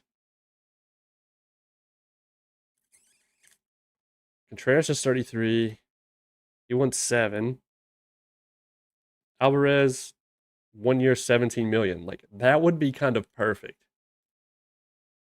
If we could wait until the scouting report comes back, but he's also out for 2 to 3 months with a pretty bad injury. So he could come back fragile, but if it's a 1 year rental, I don't hate it. He'll still hit a solid amount of bombs. He has, solid enough defense. He's also, no, he started a respectable amount of games, 100 plus each year. And Austin Wells, he's a good defender.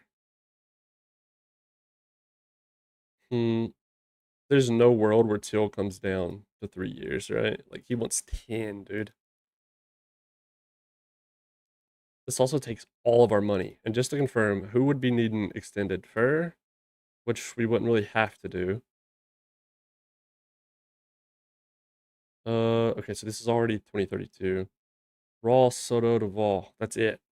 For Ross, Soto, Duvall. Everybody else is guaranteed back next year. Or the year after next.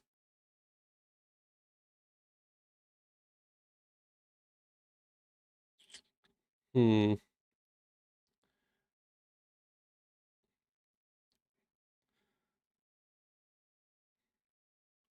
What if we trim like 10 million off of this each year? I want to put our name in the hat. He's going to come back and say he hates it. We'll put our name out there. That way, he hopefully loops back around and is like, yo, things didn't get off to a good start earlier. You want me to join anyway? And hopefully it works out. But that's probably not going to happen because some team is going to give him his freaking 10 or 8 years. I just refuse to go that far, dude, for that much money. It's just a lot of our money is going to be free due to our core being a lot of it still in pre-arbitration. Let's do this. We'll go 40. We'll just go 40 even. We'll make, honestly, both of them player options aren't terrible because if he opts out, I don't hate it. Like I could cope with it. So it's virtually a rental if he opts out. If not, then he also wants a no trade clause. That's a little weird. But if it would make him come down to 3 years, you know what I mean? Is a 4-ish year term a bad thing? No, I agree. Like 33 still wouldn't be mad. So like if it was 4, obviously it would look something like this. It's not terrible, but I guess the thing is it's just that much money for that long. Because okay. So this is potentially James Woods last year. It's Lombard's, Dirks. That would put, if it was 3 years, that would put him expiring here as well, along with like Wood. It's also going to be up to if we want to bring Dirk back or not. What does an extension for Dirk look like right now anyway? Like, how old is he? 29? Yikes, I probably wouldn't even want to go that far, to be honest. 16, 34, 31, 31. Interesting. What's his ARB projection right now? 15.9.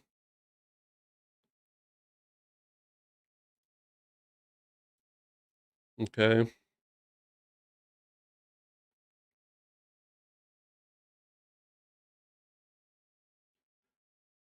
Let's go back. What if we did this? What if we go 4 years? 40 mil. Whoops, wrong thing. 4 years, 40 mil. And then we go. This one's a team option. That one's player option. Then we've got team option for the last year. He'll fix the buyout himself. Wait a minute. There's already a player opt out there. What if we just do that instead of just, yeah, what if we just do that? Just player opt out altogether if he wants it.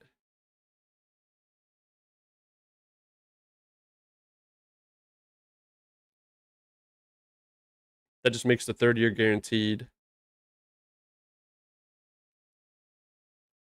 I think this might be good. The no trade clause isn't terrible, but that could be also, like, I kind of hate it, but it could be also what pushes it over the line. No trade clause isn't terrible because, I don't know, he's going to be like one of the best catchers in the game.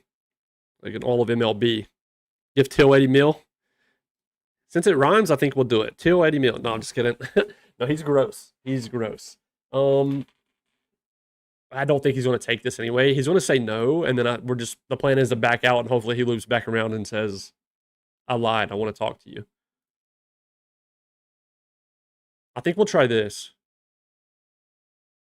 Really? Holy, like 80 mil per? Okay, he wants the option to be 4 mil. Okay, so that's what I wanted. He's jumped up to 63 over 10 years for the AAV. Well, 58 too over 10 years for the AAV. Yeah, he panned out in this one pretty crazy. I imagine he looks pretty nuts in yours as well then. But we threw our number in the hat. I think somebody will probably give him what he wants though. Something I don't want to do though is let some of these relievers pass us by, or at least one of them. That's a clear upgrade. Let's look at, it's pretty much Bednar and Estrada. He wants 30.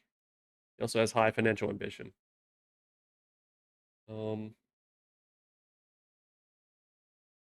Nishi, like he's not bad, but his personality stinks. But he's pretty good, and he's also cheap. 3.6 million. Jeff Hoffman's wrecked.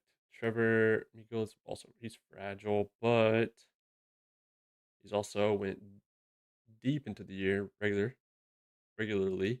Griffin Jacks coming off a pretty rough year. It's also like a one-off as well, though. But he's also 36 now, so maybe it's not a one-off. Edwin Diaz is out for 9 months. Yikes! So he's fragile now. And then there's freaking, of course, Uribe, who we just had, and then Helsley is here, who's been kind of eh. Well, that's actually AAA stats there. Never mind. So he was definitely last year. 2030, 30, and 29, he was okay. He wants 3.8. So he's a solid option. Honestly, relief pitching isn't as deep as I thought. It's kind of, I mean, the headliner is really just Bednar. He wants 30. One item to my targets just in case. Really, we're kind of in a spot where we could cruise control the rest. I want to start advancing forward. Um, we still have the right field issue, to be honest. Between these three, I totally forgot that's the subject we were on a minute ago.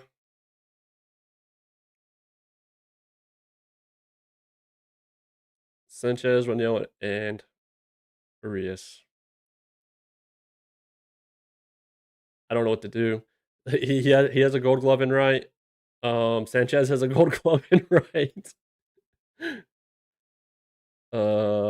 Arias has none because he played center mostly. Okay, let's do this. Arias compared to Raniel. Okay. Well,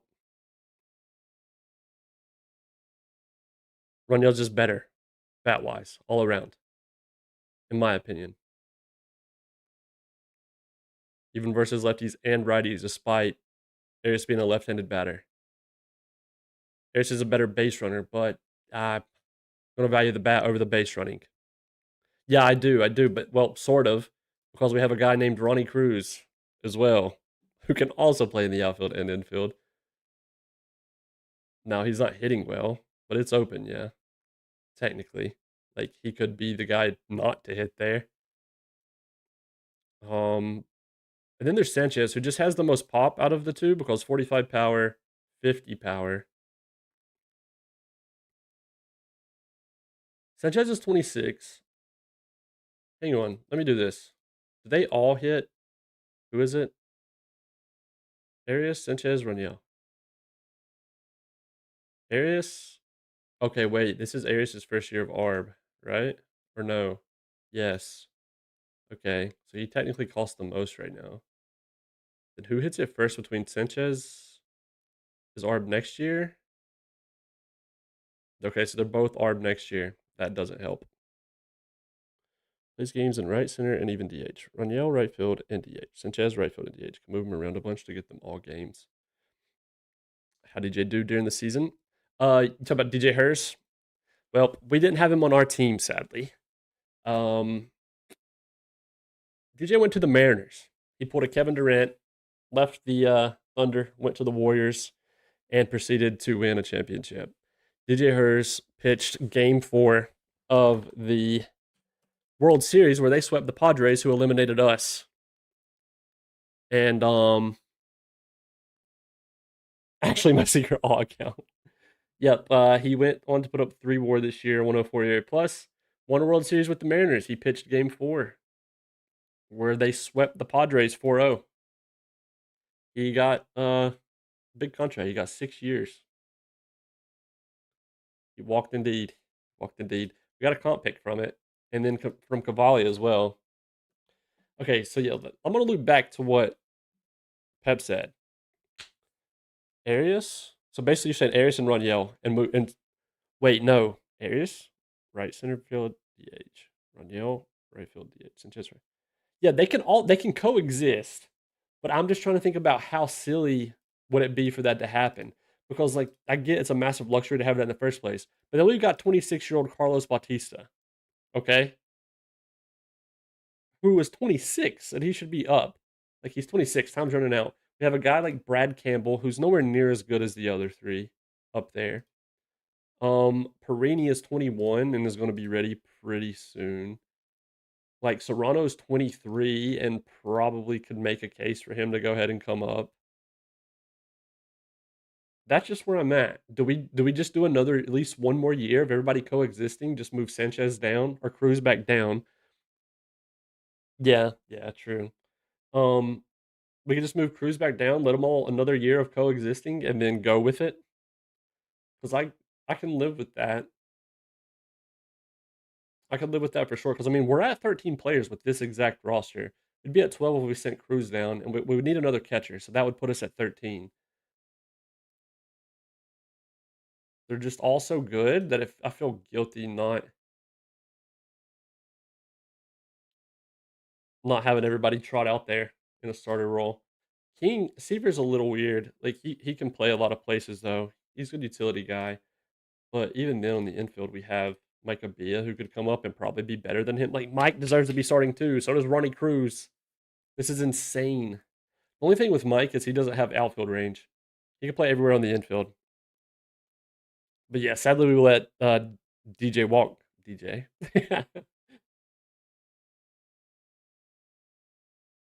Yep, yep. Yeah, Manny Cortez, Merlo, Abia.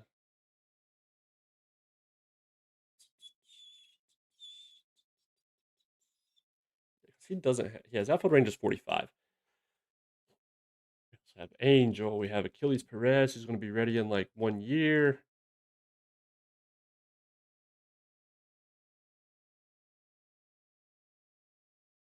I think I want to shop Colin Bland also. He's been in AAA for 2 years. This past year was not great. He's 24.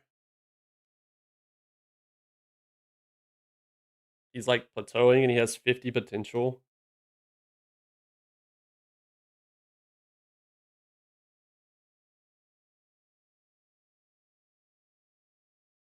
Yeah, I think I want to try and shop Colin Bland. It'd be nice though if we could get like prospects for him. Like, hang on, no, no, no, no, no. Single player catcher first. Okay, well, never mind. Yikes, he's on 36 million for the next 3 years. What have the Cardinals done for one more, 1.5? Well, all right, prospect package for Bland. Okay, everybody hates him. Got it. Maybe they feel they're feeling the way we feel. I guess that's unfortunate. I thought we might get something. He's also coming off of a horrid year in AAA, so that's not helping.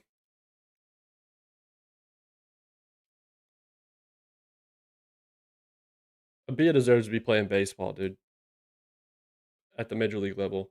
I think. Okay, so we're gonna go Ernesto down.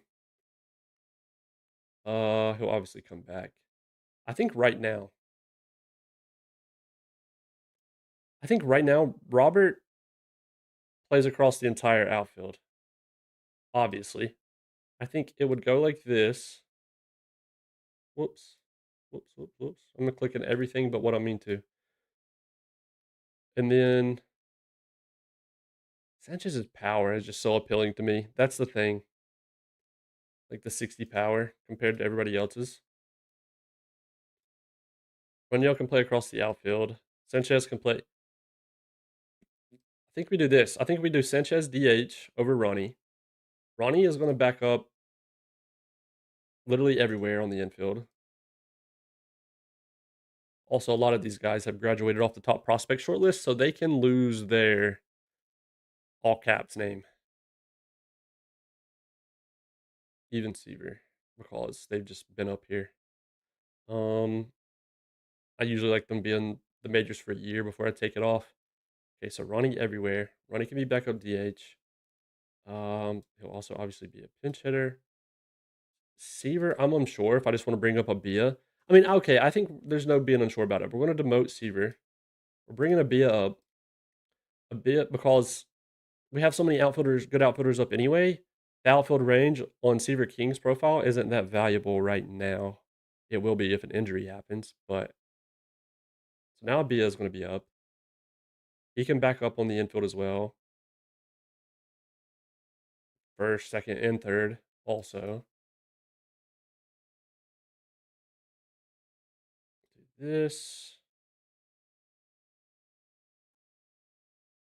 Let me make sure because he does. I mean, he obviously can, but he just doesn't have it there. I'm just curious what he would be at second base. Yeah, he'd be a 65 at second. Okay. All right. If tired, if tired. Abia, Cruz. Okay, so now it just comes down to like who starts and right. That's pretty much it. With Sanchez DHing, I just want his power in the lineup. That's all there is to it. He's solid versus both-handed pitchers as well, regardless of being a lefty. His contact is worse versus lefty, but that's it.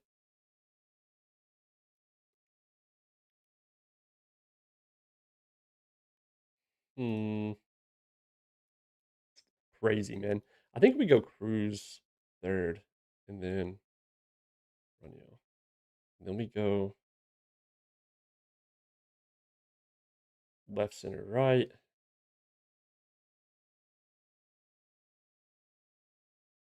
Yeah, I like this. Yeah, the power is it's appealing, even though he hasn't, I guess, technically made as much of it as I thought he would yet, especially last year, because the first year was only 81 games. But yeah, I think I like this. I think this is the go-to. Uh,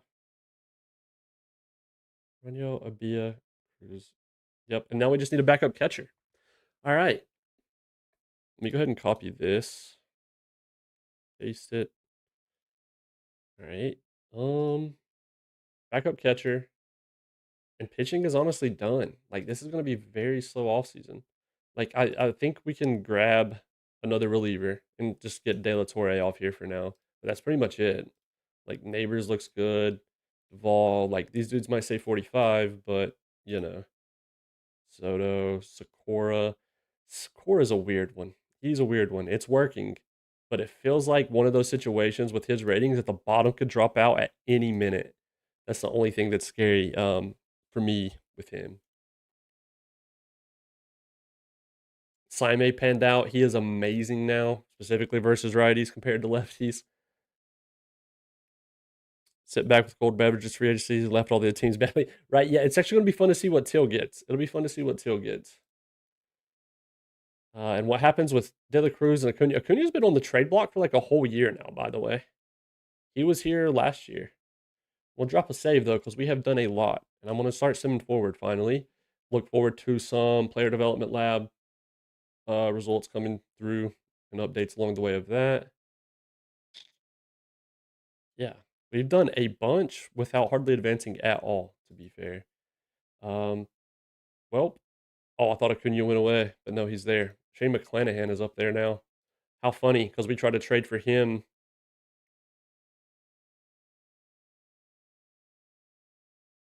What's the odds that we could have got McClanahan instead of Dirk with the package we had? We tried to get McClanahan at the deadline last year, but he had a no trades clause, which actually could still be there. He has a no trade clause he wasn't willing to waive before. I want to see something. Yeah. Or no, he was extra 5. Yeah, his 10-5, right. That's what it was to veto the trade. Okay. Jack Perkins. All right. Budgets are chilling. Everything's good. I mean, we could, that's the thing. We could even dip into our budgets if we really wanted to badly for something. Let's do prospect check-in. How about a true prospect check-in, by the way? A true one. Rather than just coming here and looking at them and complaining about how we have them coming up. So there's Francisco Garcia, Casper the Friendly Ghost. He's 18. He was as good as high A. Let's go through it and just do promotions at the same time. Let me change the view. Might all be pictures. All right. So here we have dudes. This is just the double A roster. These are a lot of guys who have finally made their way up. If we were going to promote to the next level, it'd be International League. Let's see. So Ed Enriquez is ready. He killed it at double A this year. 169 ERA plus, 76 FIP minus. This is how he actually looks. He could end up being relatively solid. He's only 20, and he's about to be starting AAA next season. He's also durable. So he's going up. Seth Stromstad, sadly, he's hurt for 6 months. He's 23, but yeah, he's going up as well. He was in AA only for 13 innings before getting hurt. But yeah, he's going up to AAA. Eli Hurst is a little weird one. Like, he did put up 2.1 WAR this year. He's 23, but he's not amazing at the next level. I do feel inclined with the solid year that he did have, though, to go ahead. We'll move him up. Hunter Patterson. We're only doing the dudes who are in all caps, of course, because they're on our favorite prospect short list. Bill Ramirez is 21. He's our other really good starting pitcher. This is how he looks like without the relative to. His control is scary. He come off 3.7 WAR this year. And yeah, with him, it's like he does have the 50 stuff, but everything else is around 40 without the potential blinding you. So it kind of feels like maybe he should stay here again, but I also would be fine with promoting it. Like I'm very indifferent about it. Because his ERA was below average this year. But his FIP minus has been good every single year. He was also an international amateur free agent signing. Him being 21, I don't think I want to rush it. We'll see. We'll see with him. We'll leave him. And that's kind of it. Because then you got Bryce Hill, who unfortunately, like, I mean, he was okay. This was his second year AA as well. It's kind of like it was with Hurst. Jeff Myers can go up. He killed it out of the pen here. Juan Lopez, I don't think should be on. Yeah, he shouldn't be on the favorite prospect shortlist anymore. He must have fallen off a little bit. Okay, I think that does it for this team for AA. Did we do? No, we didn't do this yet. I'm an idiot. Alex Iglesias. Yeah, he can go. He might be 45, but he just killed it at AA. He played for Columbia in the World Baseball Classic. That's pretty cool. He was a scouting discovery in August of 2027. This is how he looks normally. He's a 50 potential. Oh my god, he's kind of like ready, dude. And he's a right fielder. Who would have guessed? He plays right field. You know what? I'm forcing him at left. I'm sick of it. Sick of talking about the right field spot. Ryan Gonzalez. Yeah. I mean, he was like, he only had 42 games here. I mean, he was average. Ratings wise, he should be fine at AAA. He's going up. Other than that, I mean, Ian Johnson. Yeah, right, dude. We're kind of loaded. Oh yeah, we got to look at what's his name? I'm glad I remembered again. Every time I see your name, I just think of the player you pretty much drafted. I think we'll leave Ian here. Sam's good to stay. David stays. Yeah, these guys can stay. All right, High A to Eastern League. Andy Moorhead. He is fragile. He is not locked. Why? What happened there? Either way, this is how he looks relative to MLB. An insane base runner. Sadly fragile. He has 55 outfield range. He's more of a first baseman. Yo, Ty, dude. What the heck? Thank you so much, man. Big raid from Hollywood Ty. If you guys aren't following Ty yet, he's also a OOTP affiliate, so he has some drops. He likes to play his expansion save over there with the New Orleans Pilots that he has going in franchise. Thank you, man. Hope you had a good stream. How are the Pilots doing, by the way? Welcome, everybody, over from Ty's stream. I appreciate it. Yo, what's up, Danny? Hope you guys had a good time over there. We are taking on the offseason with our Nationals. Where this past season we just got knocked down the LCS by the Padres 4-2. And yeah, Broski's coming. And we just got knocked out in the LCS by the Padres 4-2 was a series score. And the year before that, Game 7 in the World Series to the Mariners. So a lot of heartbreak on this side. Rocky, but been cooking. That's all that matters. Never stopped cooking.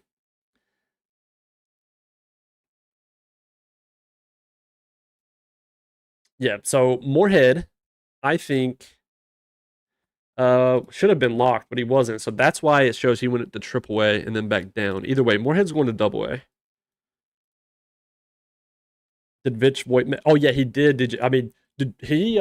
We played him a few times now, quite a few. This is how he looks. 2030 was. Oh wait,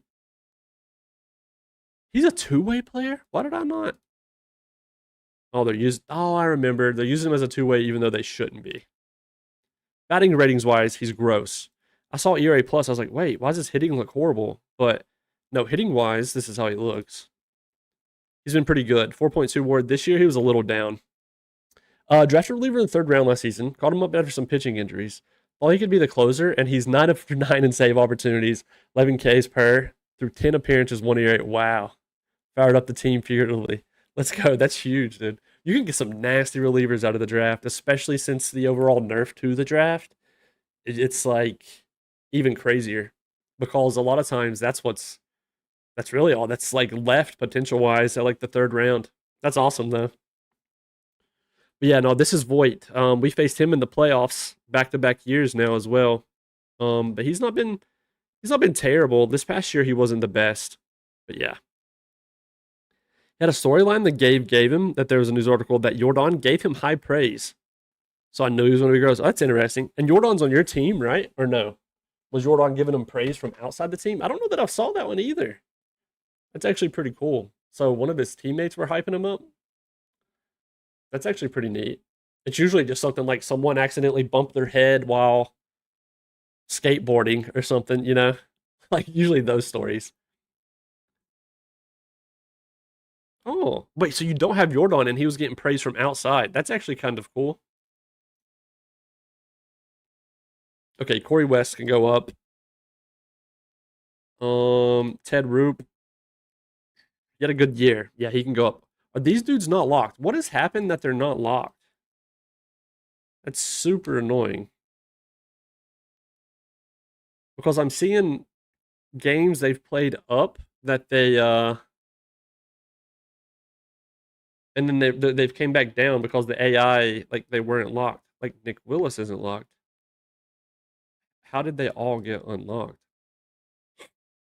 Indian Guru is a classic? No, for sure.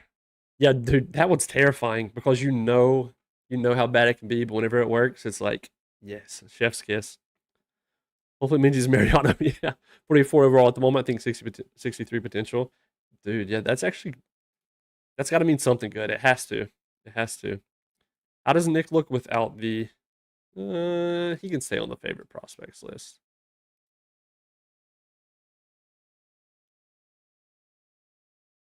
All right, Chris Defoe, 22-year-old. He's going up to double A. Is he locked? Yes. I don't understand.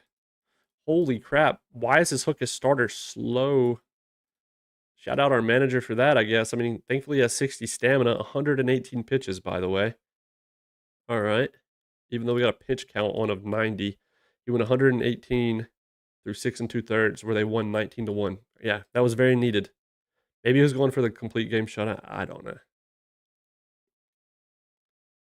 Francisco Garcia, the 18-year-old, just absolutely killed it at high A with 4 WAR. Ratings wise, I'm scared for him to go to double A. I'm not gonna lie. But you can't put up 5 WAR in high A and not go up. He's going. It's time. Pacheco, he's been at double A before, but isn't locked. What is going on? Let me check something real quick. I remember we were at a high A team. Literally all these guys were locked before. Okay, so I'm going to transaction, enable AI demotion and promotion. Click this, right click, transaction, disable AI demotion/promotion. Who had issues? Okay, so everybody on a major league roster or that's no longer on our team had issues. That's normal. That's fine. Which reminds me, we need to take off Gavin, Ronald. Sasana's still on here. Ricardo Hernandez is on. Wait, who is this? Oh, we traded him over there. That's right.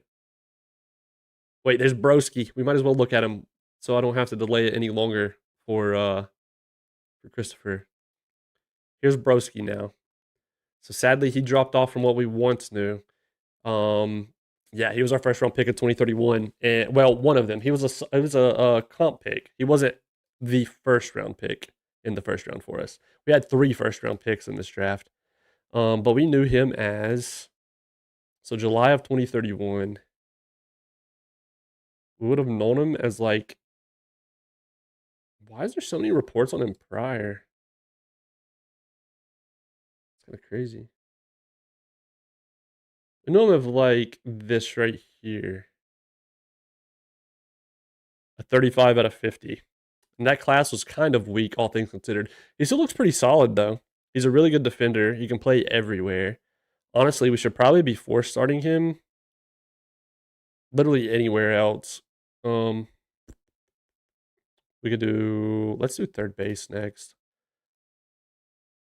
That way you can learn that along the way. Yeah, on paper, he still could end up being a pretty solid player, all things considered. So, plus he has a personality that works in his favor. But yeah, sadly, he started at A-ball. He didn't do the best. It was only 18 games, so we got to cut him some slack. That was in the Carolina League, where he is a 50 relative to. So he'll probably be staying there. But yeah, now hopefully everyone's locked correctly. I hope. Surely. All right. Whoops. We were at our high A team, and we were comparing to Eastern League. All right, hitting was done. Pitching was... Yeah, he's been double A before. Yeah, he fell off a little, but I mean, he still looked solid enough. So I'm not totally upset about it. Like I said too, we did have 3 first-round picks, so a lot of room to mess up. Tyler Wise is 23. He should probably go up, and he did really good. Promote to double A. Jose Mendez? I don't know. I don't know, man. A lot of these guys killed it, but they're kind of like teetering still. Tim Robbins is a 40. Jeff is a 40. Jose Mendez is a 45. He actually did all right. He's also 21. I think that's good enough. All right, A-ball to Eastern League. Jordan Cottrell, this was his first. See, he got demoted. He's not locked. And I just did the thing. I think it's bugged. I think that's the only explanation. It's definitely got to be bugged. This is relative to MLB for Jordan. He'll be a nasty movement pitcher. Nasty ground ball guy. He should have already been at double A. Somehow he's got bumped down.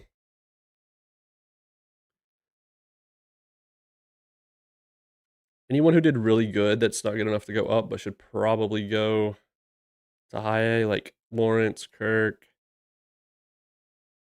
Durant. Yeah, probably literally all 4 of these can go send to high A now.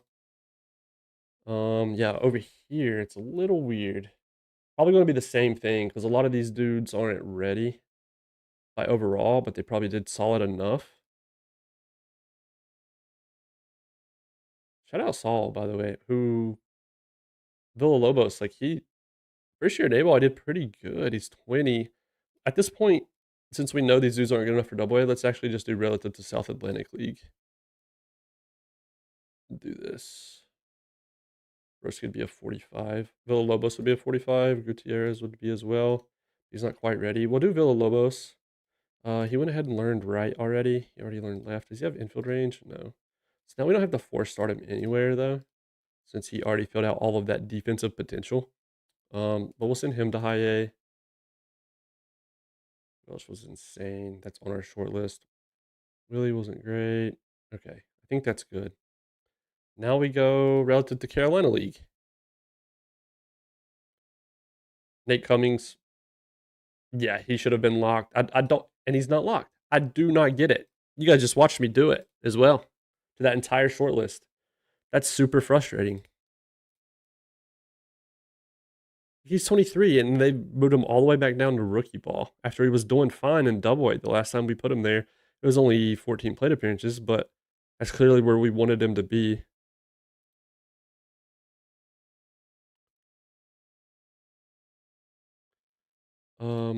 Barnes we used to have locked. We don't have him locked anymore. It's still funny, some of the guys they put down here, even though we don't have them, like, shortlisted. Severin Lund. Yeah, okay, dude. How has this happened? He's not... I'm going to have to go through every single player. I'm going to have to do it the old way. Because he should have been at AAA. Yeah, that's annoying. It's okay. It is what it is. All right. DSL. Dappin. He's already been at A-ball. And he was doing fine at A-ball. Let me guess. Not locked? Yep. Classic. Tom, guess what? He's already been at A-ball. Mario, this was his first year in rookie ball. He did really good. He can go to A.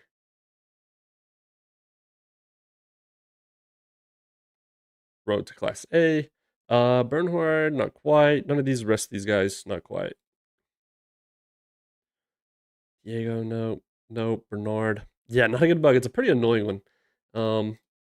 Definitely something I think I'm going to end up reporting because it was pretty clear. We'll also do some cuts here in a second. Let me drop a quick save. We've done a lot since the last time I saved, now that I think about it.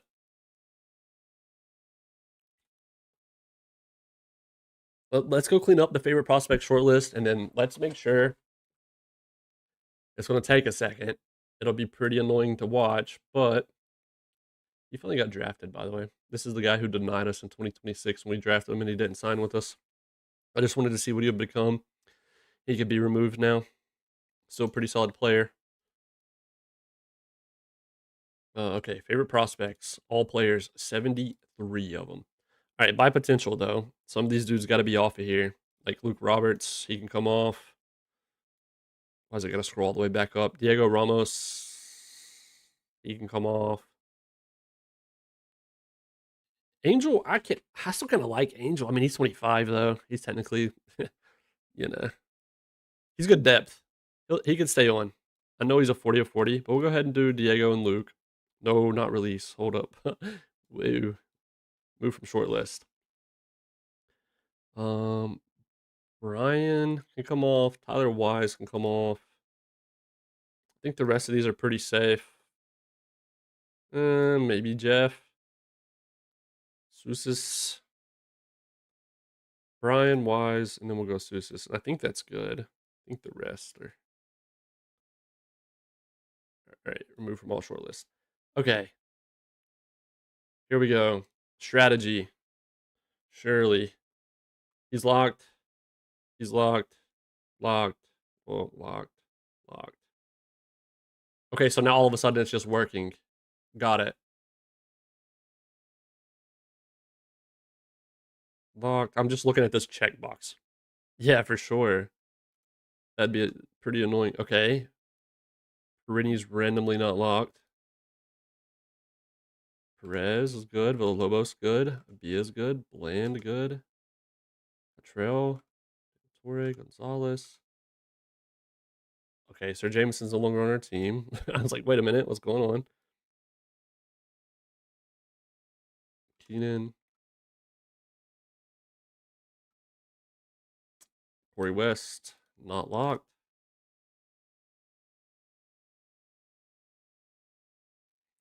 Billy's not that great anymore. I don't know. He's got a good personality. There's a chance he becomes something. Screw it. He can stay. Willie. Carlos not locked. Broski, Campbell, Chasson, Cortez, Costa. Luke Dickerson's no longer with us. How does he doing? Okay. They've still got him over there.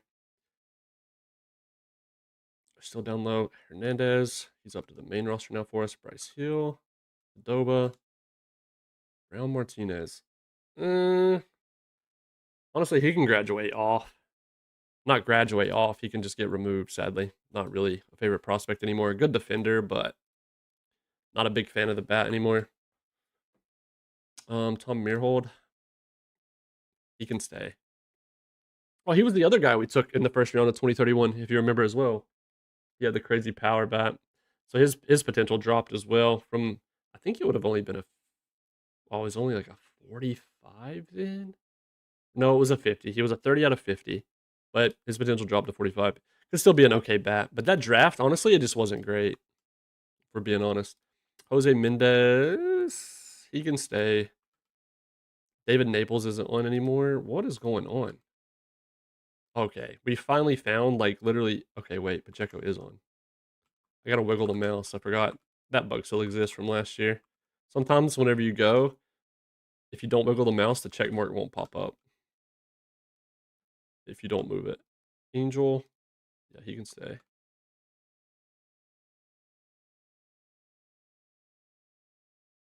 Willie Armenta.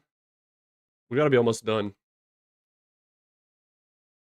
Oh, Lee, I know this is super exhilarating gameplay and you all love watching it. Don't worry. Okay, Luke. Okay, we've already done this. We done went in a loop, right? Surely? That's everybody? Yeah, that's gotta be everybody. Yeah, Felice was the last guy. Okay. I'm saving that. You guys were all here to witness it, at least. That we did go through and fix it.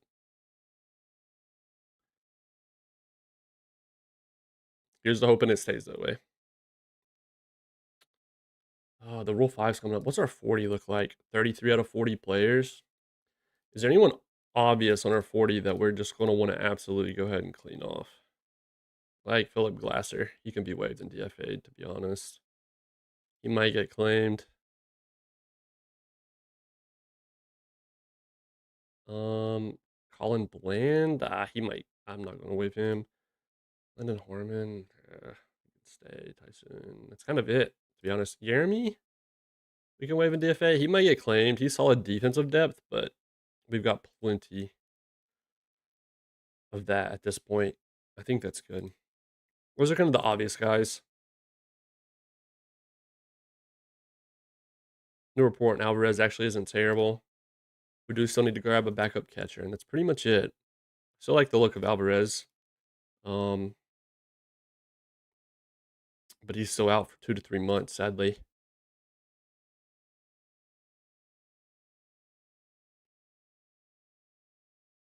Okay, they both cleared waivers anyway. Oh, wait, yeah, we need to release some people. Like to clean up the overall minor league system. Sort by potential, go down through here, like a 20-year-old that's already 25 out of 25. 20-year-old, 20 out of 25. 20. 22. 21 being a 25 out of 30 isn't terrible, but 22-year-old here, that's 30 out of 30 already. 30 out of 30.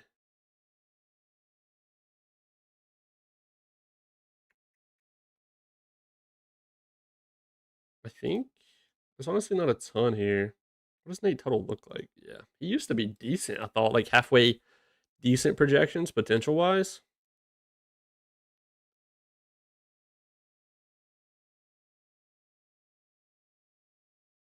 Okay, I think that's pretty good. Well, there's a 26-year-old that's 35 out of 35. Let's see if there's any really obvious ones like that. Like 23, 35 out of 35, 24, 25, 24, 24. 22. We'll give a little bit of leeway with, I guess. That's pretty good. That's a lot, to be honest. That's 17 players we can cut from the system there. Okay.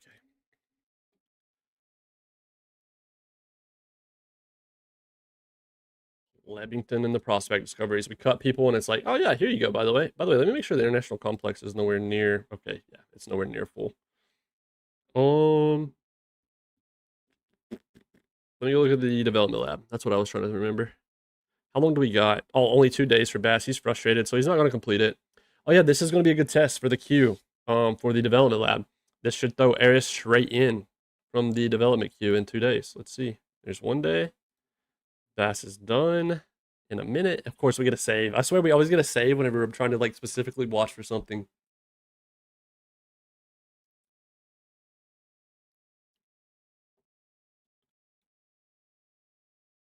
No improvement. Kyle Till signs with Milwaukee. Wow. He signed for less, but they gave him still 7 years. That's a bag. That's a bag. We're giving him more money. No, we wasn't actually. We were doing 4 years, 40 million. They're still giving him a bigger AAV. Good for Kyle, man. He's going to crush the ball in Milwaukee, that's for sure.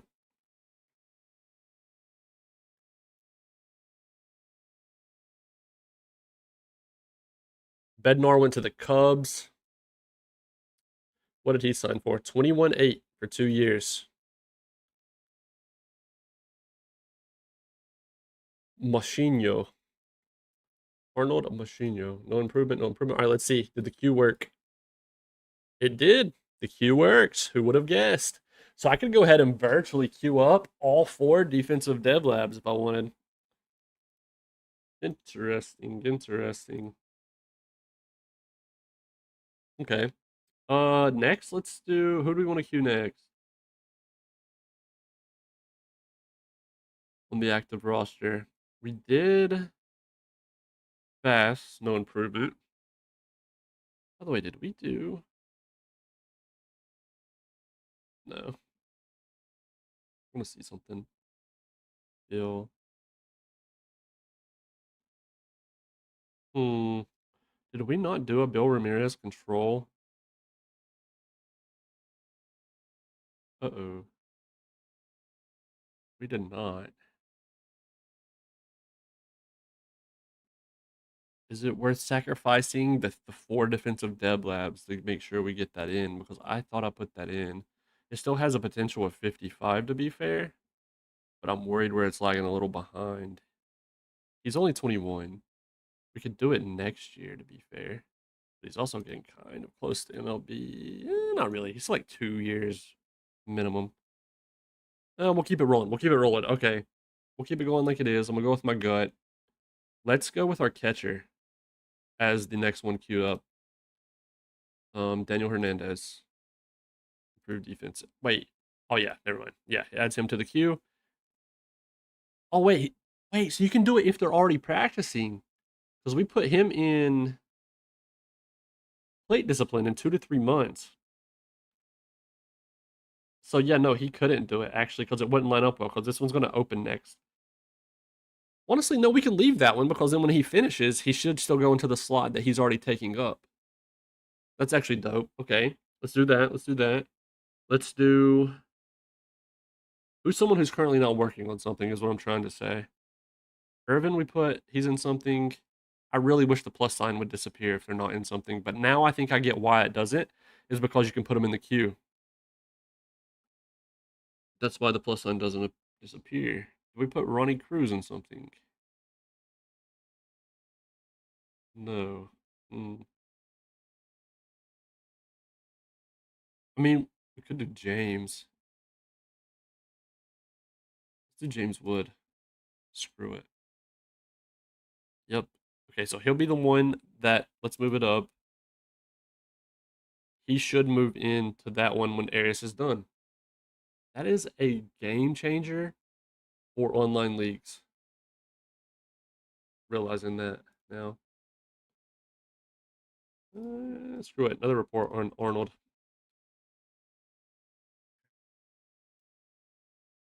Takayuki Goto. He's one of the international free agents that came over. He's obviously coming over from Japan.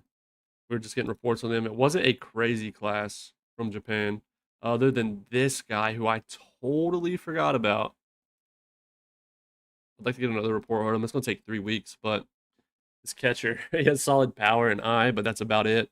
He's only like an average-ish defender at catcher.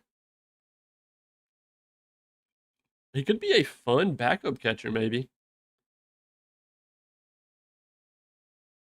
I don't know.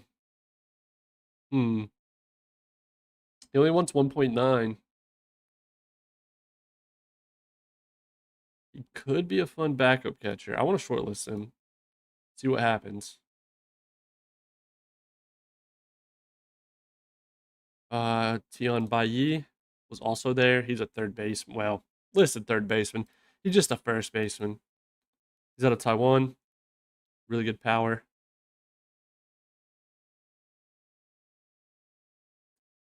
Perkins and Butler traded. Jack Perkins is on the move. He was on our targets. He was also on the trade block.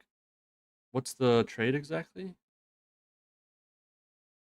Perkins to the Cubs for 21-year-old right-handed pitcher Butler. Okay. I mean, pretty fair. Cubs are kind of gearing up, I'm not going to lie. He also landed Bednar, right? Lottery results. The Rays jumped from 14 to 2. Holy crap. Giants actually get 1 of 1. Yeah, Rays from 14 to 2 is a big jump. 3 of 3, 2 from 2 to 4, 4 to 5. Not a lot of changes in that one for the top 6. Batting leaders, who leads the MLB in walks percentage? James Wood, and then Murakami, who's with the Twins now, then Tatis, Judge, and Devers. By the way, wait a minute. That totally slipped under the radar. They ended up agreeing with Judge right before free agency filed. That's actually kind of cool. I'm not going to lie. I'm kind of glad he stayed there. Surely he retires there now. That makes the most sense, right? Let me see. What's his totals at now? How many home runs? 561. 1299 RBIs, almost 1300. 1200, 1268 walks. Yeah, that's crazy. He has 1887 hits. I'm kind of glad he went back there.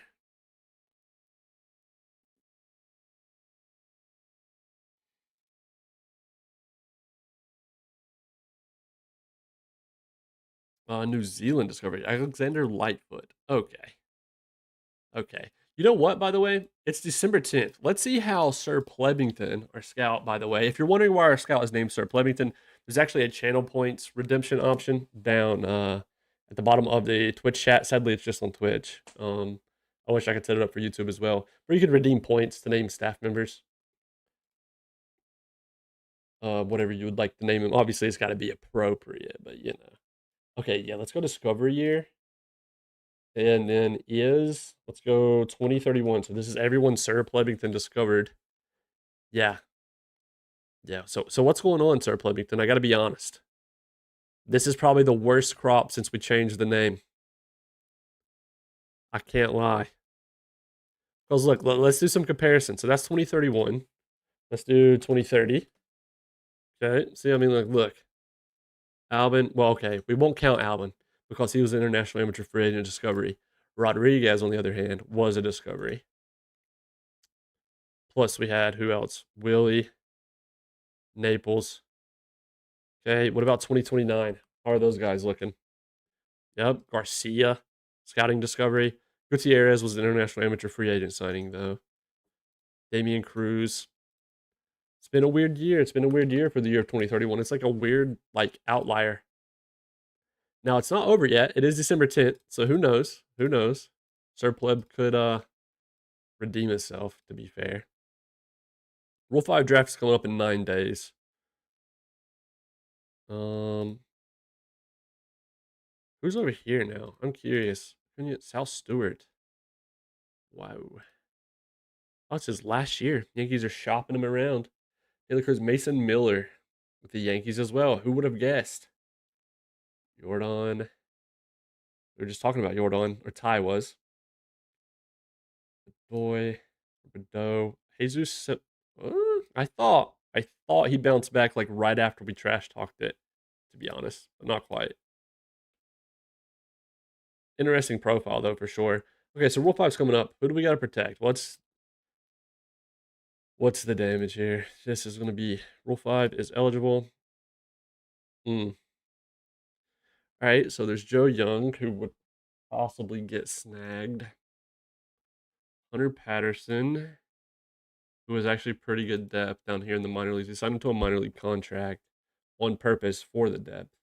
Yermi Cabrera, that's fine. We just waived him DFA'd. Colby Allen, nah. Carlos Bautista, yeah, I want to protect. Manny Cortez, probably protect. Pretty good depth. Defoe's interesting. He just randomly got TCR recently. He could get snagged. His control is bad. I mean, we have the room on the 40, you know what I mean? So it's like Cole Prosek as well is good depth. Or Prosek, I don't know how to say it. But he was in the 4th round of the 2026 draft. As far as Defoe goes, I'm kind of in the middle. Like, you have to think, like, it's all green. I'm doing it. I'm gonna go with my gut. He's all green. He's consistently went up. Brad Campbell, I could live with if he gets taken out from underneath us. I think anyone down through here in the 40s range, I would be fine if they get snagged. Even Eli Hurst. Like, I don't know. That 60 potential could shop well. Serrano. We've just got so many similar profiles that protecting some of these guys makes no sense for us to do.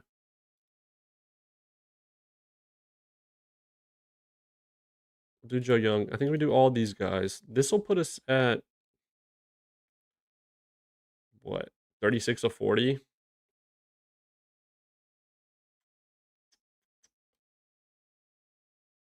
Hmm.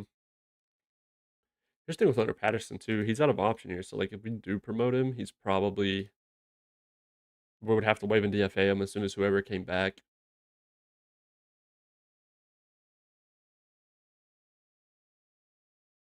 Morales. I kind of want to shop Morales too. Like he's just chilling down here.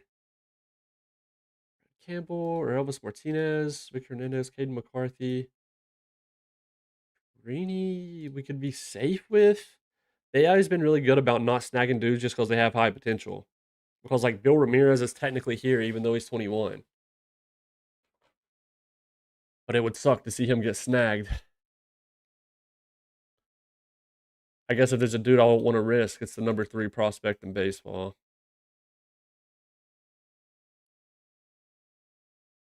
At that point, then it's like, why wouldn't you just protect freaking Eli also?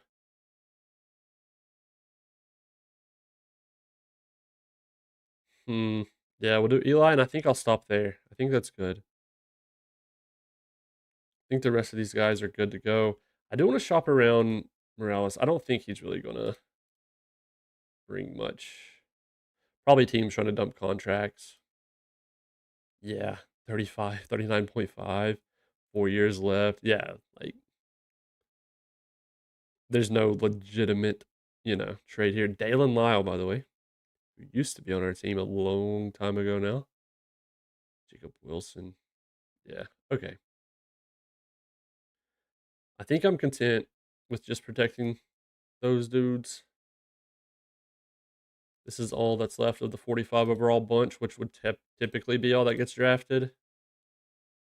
And I would be okay with that. I could live with it. Hunter Patterson would be a little weird, but I mean, he's like I said, if he gets promoted, he's got to be waived and DFA'd anyway. Perini, I'm a little worried about. I don't know if a team will take the chance, but it's what can you do? And by potential, we at least guaranteed. All right, let's go over to the Rule 5. Just 5 days away now.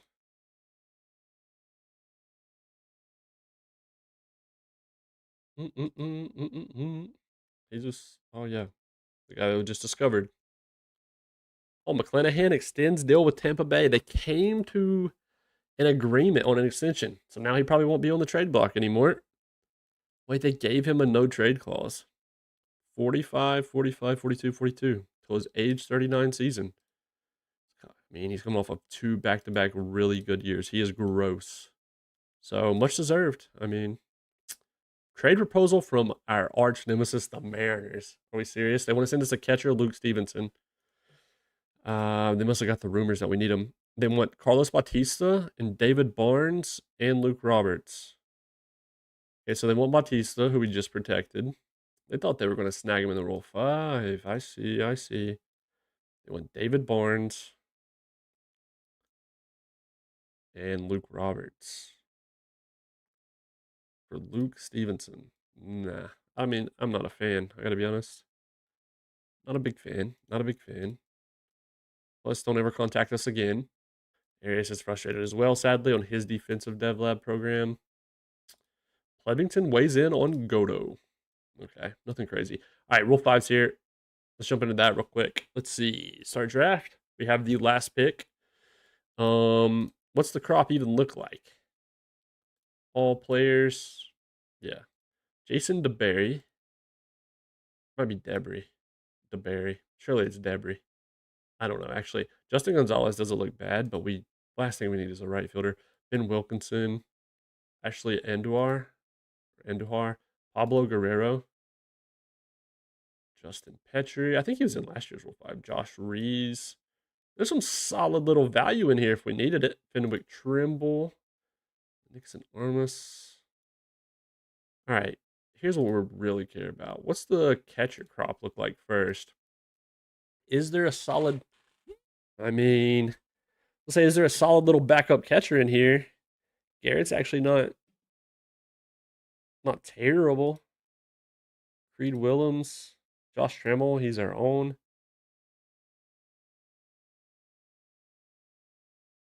You know what? We could just take a chance. Which, I mean, he might not be there at our pick. We're still at the first pick.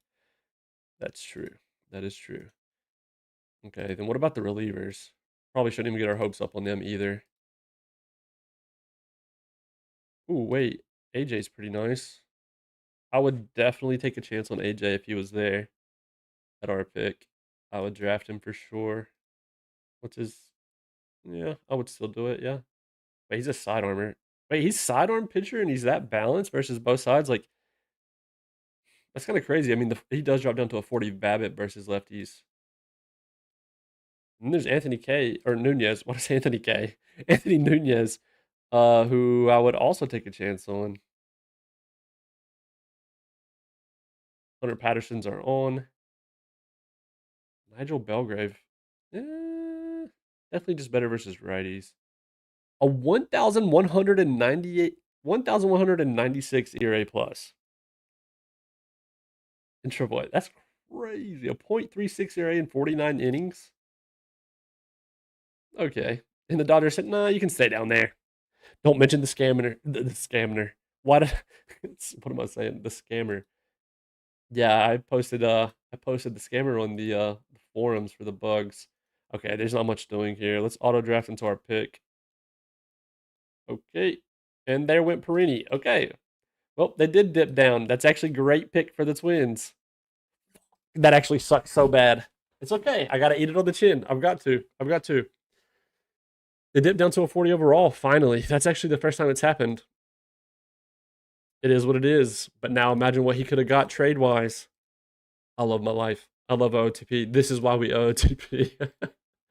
Nope, I can live with it. I said I would live with it, but it doesn't make it any less bad. Now he's going to go be a GOAT for the Twins. That is actually so tough.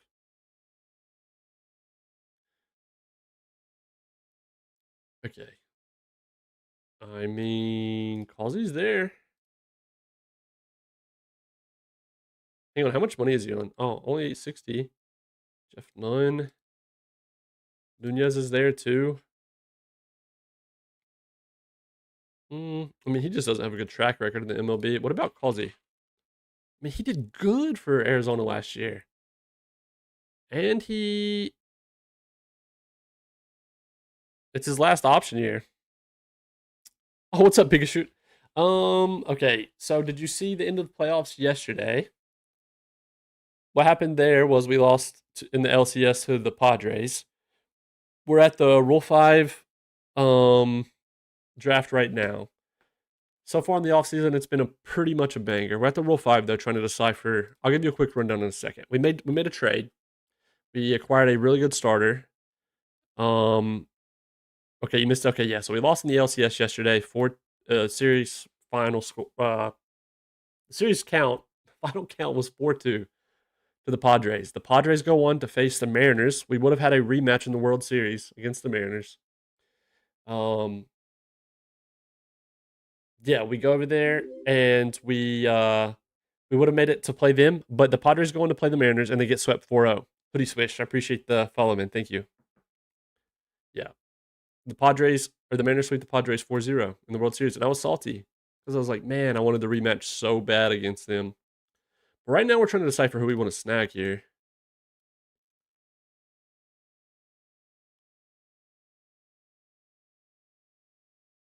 Posey's better than Patterson, right? Because Patterson's good versus lefties. There's a world where we just bring Patterson up too. Yeah. Yeah, and then I'll show you what we've done in the offseason, nothing too crazy. Dylan Cruz walked. He exercised his player opt-out.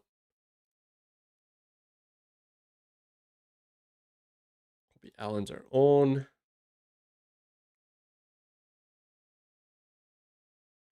I think I like Jeff or AJ. Why am I calling people random names? We're going to draft AJ. Who does our scouting director say? He recommends no one. That's actually crazy. Shout out Pleb, man. He's got no recommendations. He's like, I don't know, bro. Just figure it out. I'm going to draft AJ. What does he got to say now? All right, cool. All right. Well, there's that. So we had Robbie Perini snatched from us. This is what we traded for. We traded for Hayden Dirk. Pretty gross starter. He's actually our number 2 now because see, we lost DJ Hers and Cavalli last year, like before last season. We got Hayden Dirk. We traded some logjam players. Justin Walker was one of them, who looks okay. And then we, I lost to the Mariners in the division playoffs 2 years in a row. Oh my, no way. Oh gosh, they're torturing us all. They're torturing us all. And then we traded Gavin Fiend, who does look pretty solid on paper. He's 24. I hate them bad. I hate them so bad. They just try to do a trade with us. He's 24 and he's fragile. High financial ambition, low loyalty, and work ethic. Pointing those out because it's pretty much pure cope. He does look solid on paper. He could turn out to be a freak. But it got us Hayden Dirk, who is in still arbitration. This is an arbitration year, and next year is an arbitration year. It got us a phenomenal pitcher. He's coming off of a 5.2 WAR year. Led the AL in home runs per 9. He's very good. And him and Jesse Cooper are our gross 1-2 now. And Cooper just won a Cy Young.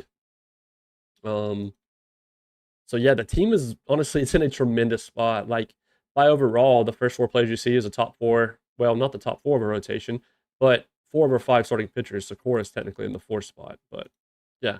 On the offense, I mean, it's the same offense pretty much, other than Calvin Liao at 20 years old has made it to the major league roster. Dylan Cruz opting out helped honestly make more room for him because, yeah, he's a crazy defender at center. 70 at center, 70 outfield range. He could end up being like, now we're putting high expectations on a 20-year-old rookie, but he could eventually be like a Nationals legend, so to speak, because he's a captain. He has high leader, loyalty, work ethic, and baseball IQ and low financial ambition. This dude could stick around forever on the cheap. Yeah, it's kind of, who knows, sky's the limit for him. He's a great defender regardless. I want to see, just strictly out of curiosity, if we went like 10-year contract, what is his long-term demand? Yeah, that's kind of crazy. 21 or 24 million being the highest is nuts. But yeah, pretty much the same offense that you would always know. Nothing really changed here. A new utility infielder in Abia, who is from the farm. He's just ready. He should probably be starting somewhere, but for us, he's going to be depth, along with Ronnie Cruz. We really just need a backup catcher. That's it.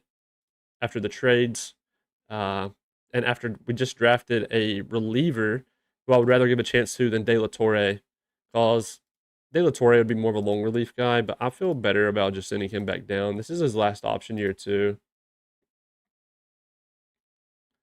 So that'd put us at 13 players on each side after we get a backup catcher. That's where we'd be at. So that's kind of the only thing we need to grab. AJ is just random dude that might work out from the Rule 5. It doesn't have to work out, but we got Tyson Neighbors last year from the Rule 5 from the Blue Jays, and he had a 180 ERA plus and 95 FIP minus. Pretty good. So who knows? Who knows? Change this over to main pitching stats. Change this back. We had used that view for our promotions and demotions of our prospects. Even after the trade, I'm pretty sure, yeah, we still have the number 1 form. So things are good in Washington. Things are great, some might say.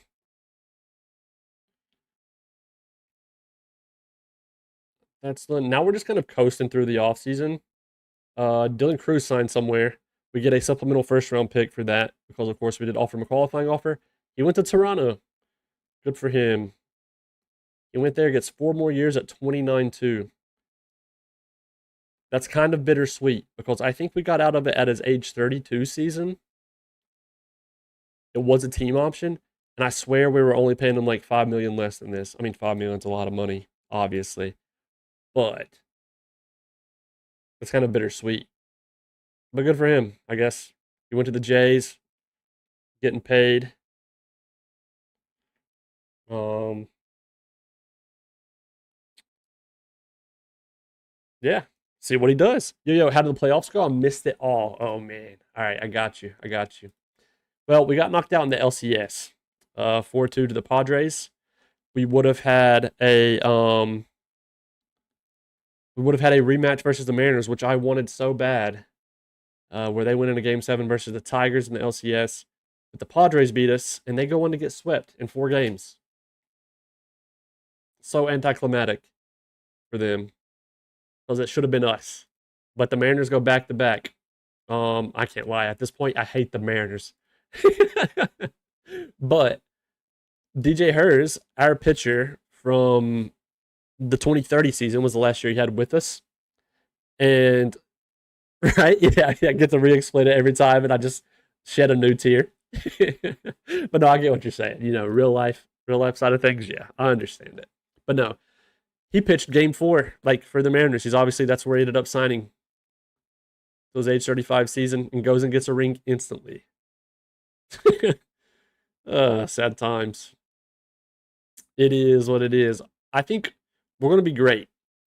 I'm debating on signing this Russian international free agent. By the way, this is the first time I think I've ever saw a Russian international free agent. He came over in that damn trader. Exactly. I'm glad you got the same energy I do. He came over to international free agent, so we need a backup catcher, and he has like some crazy pop out of nowhere. So I've just been looking at him for fun. There's probably definitely a more well-rounded option. Mourinho's demands have probably came down a lot. We still have 55 million available, by the way. Has William Contreras came down a lot? He has. We had Contreras this year. We let him walk too because I mean he was 33 and he wanted like what was it, 6 years? Yeah, never mind. He's at 7. There's no way we can get him down to like 2. Gabriel Mourinho, like he wants 6. It's probably not happening to get him down to 2. We could try it. I don't know if I mean he's been consistently 3+ WAR last 3 years for Kansas City. No longer was with the Diamondbacks. Right now, we were going to give the rookie a chance. Daniel Hernandez, like he's not a world beater. He would be the odd bat out, so to speak. He still at least looks like an average bat. But yeah, the same with the White Sox say all the time. Sign all those. Oh yeah, like those the international amateurs or not international amateurs, international free agents. Yeah, I'm debating it. He could be. It's either going to be decent, but it would strictly just be the backup. But it would either be decent or it would go horrible, and he just cannot make contact. No two ways about it because he does only have 45 BABIP. He's also pretty cheap. But we also have a lot of money because thanks to the trade, like we didn't have to dip into much.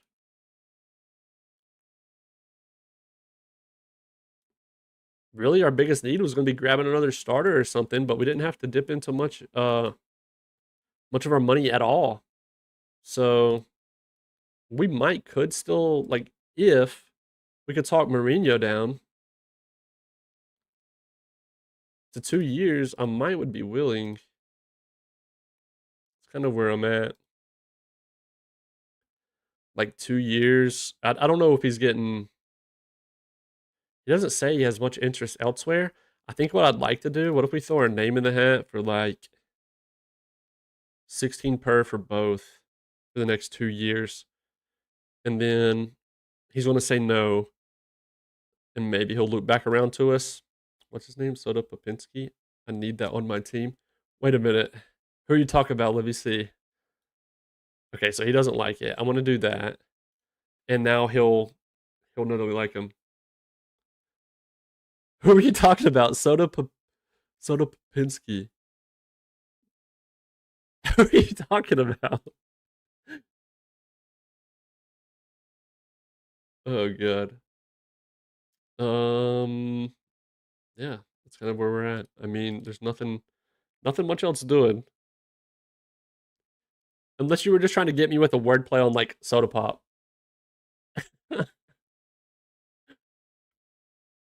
But I thought you was making a joke on somebody's name that you saw in here. Mm. Waiver wire is popping right now. Well, it's actually not. I thought it was more than that. Oh, okay. My bad. Yeah. Sadly, I'm out of the loop on that.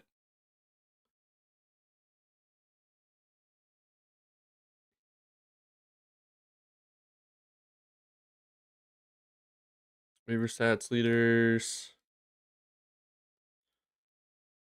Let's send them to January 1st. Okay. Bunch of updates here. All right. Cooper's frustrated. Everybody's frustrated pretty much. Except Defoe is on track. Can you believe it? To increase his control, which is much needed. Frustrated. Housley's on track as well to increase his control.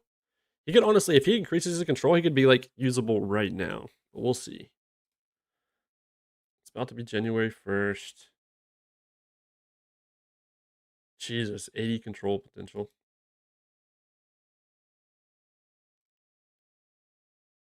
Tyler Wise.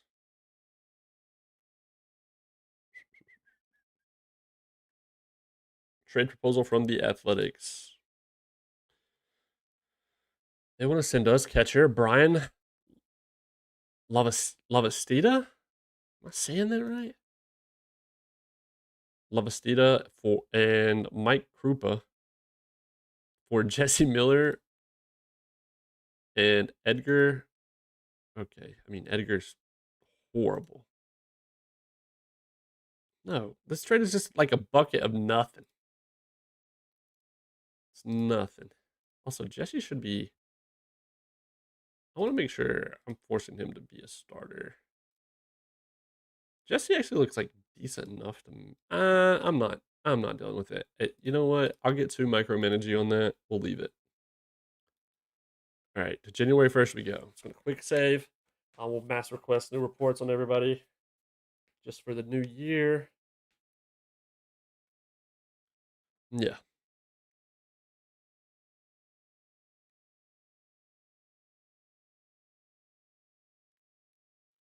Let's do that real quick. Now we're going to kind of just be playing a waiting game for the we'll do everybody with at least 50 potential to see if what's his name will loop back around. Got a feeling he's not gonna. Weathers goes to Arizona. He was another guy we were interested in until things worked out with Hayden Dirk. New report on Cooper. He's now a 70 after the new report. Pretty unfortunate night for the Bravos. I know, Blaze. It's horrible, dude. Honestly, I thought it was going to be the same way last night, and then it saw a little bounce back last night. But yeah, tonight, was very bad. I was talking about that earlier. Yeah, Coop went up to a 70 of 70. I can't believe it. 23 years old, just won a Cy Young. Absolutely love to see it. Olsen 2-run shot, and Michael's on another planet. Yeah, I know. I think Olsen's on like a legacy run right now. And yeah, thankfully Michael's bat is going. It's helping pick up a lot of slack from elsewhere. Hopefully, I wish Riley could really get back to like Riley ways too. He's kind of been showing, he's been more on the upside compared to how he started this season. But Dermot Apia Bland. Did anything change with you? Not really. Does nobody still want you right now? Oh, it's taking its time this time. There could be. Okay, no, not really. It's just a bunch of dudes getting rid of contracts. But a prospect package. Okay, got it. Noted.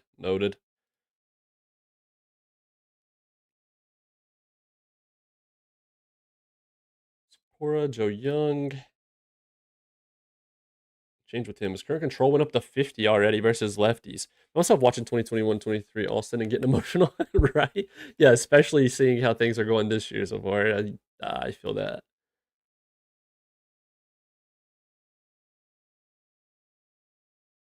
It sucks because he's getting paid like what 20 plus, around 20 to 25 million, right? For a few more years, right? I'm pretty sure. Don't know the exact years on that, but I know it's it was one of those early investment contracts. Yeah. All right, no improvement for Arias on his contract in Atlanta history. Yep, yep. It was exciting to have that another fun third baseman in the mix again. I mean, I'm not giving up on him. It's just hard not to be discouraged about it, you know? Better reset this where we just got him in the Rule 5. I think he'll be fine. I think mainly what sits on my mind is the situation we're about to be in with Acuna and like Albies as well. Shout out Jordan Irvin, man. Love this guy.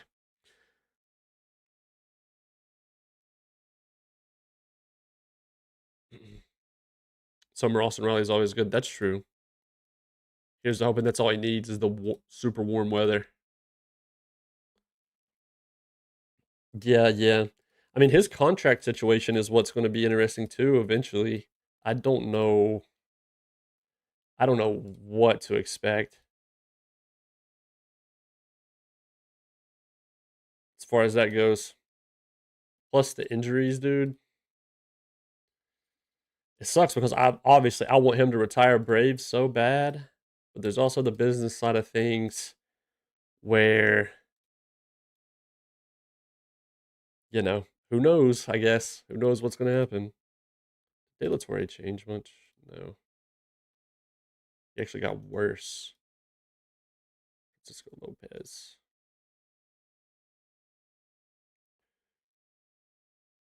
Yep, exactly, exactly. It's scary. You can't help. Yeah, thinking of it from like a business standpoint, especially, it's very scary. Did Alex get better? Yep, his potential went up. Dude, all these outfielders, man. All right, let's go to January 15th. Wait a minute. Let me make sure the Q Development Lab actually worked. It did. It did. All right, everybody else is done in 6 to 7 weeks. Let's go to International Amateur Free Agencies. Let's do a big sim over to that. Remember trade proposal as well. Tavio Hernandez discovery. Nothing, nothing. Trade proposal from the Tigers. Garrett Hastad for Moda and Cologne. This actually isn't a bad trade. Have Shane McClanahan on my White Sox team, won $30 million a year for 10 years. What do you even say to that guy? You know what's crazy? Look, did you see this a little bit ago, by the way? I don't know if you were here then.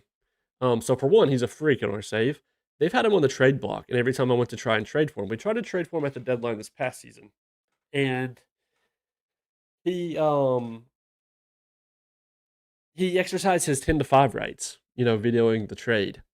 And they had him on the trade block again in the offseason. I just tried again just to see what they'd want. He exercised them again. They said, screw it, we're giving you an extension. And then they paid him $45 million first 2 years, $42 million the last two till his age 39 season. But he's very good. Very, very good. So he's crazy. Yeah, I mean, 10 years is crazy though. 10 years is always scary. A lot of commitment.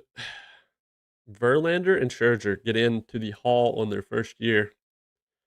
Francisco Rodriguez gets dropped. JD Martinez, Felix Hernandez, Charlie Blackmon, and Marcus Semien are all dropped. David Price, Robinson, Posey, Lester, Wainwright, Utley, Votto. Nice. Nationals legend, Max Scherzer. What was his career WAR? 70 career WAR.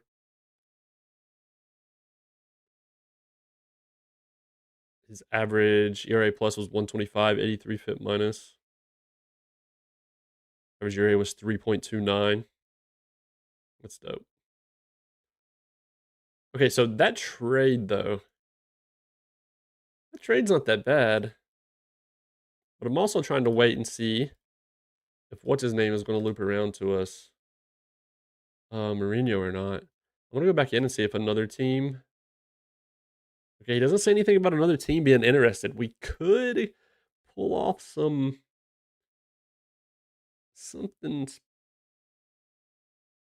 nice if he loops back around. This trade isn't terrible. I don't like love it, but I don't hate it. Like he's not amazing, but he's a spark plug. He has average defense. We just need a backup catcher. He would be just that. The 45 BABIP does kind of stink. But we don't have a report on this guy since from August. We'll do that. I think we can milk this for like 2 weeks is whenever this would expire. But oh wait, International Amateur Free Agency is tomorrow. Okay.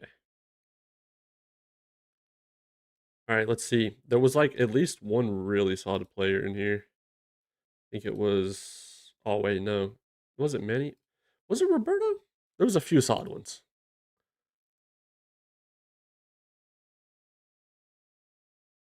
Wait, no, it was. I think it was Marvin. He was 30 plus at the bottom three. He's durable. His infield defense is though. Like I don't know if he has outfield range. Nah, he can play second. That's about it. Or first. Julio Ashwin. What? Nordanus? What a name. Luis Rodriguez. Nickname is Big Fella.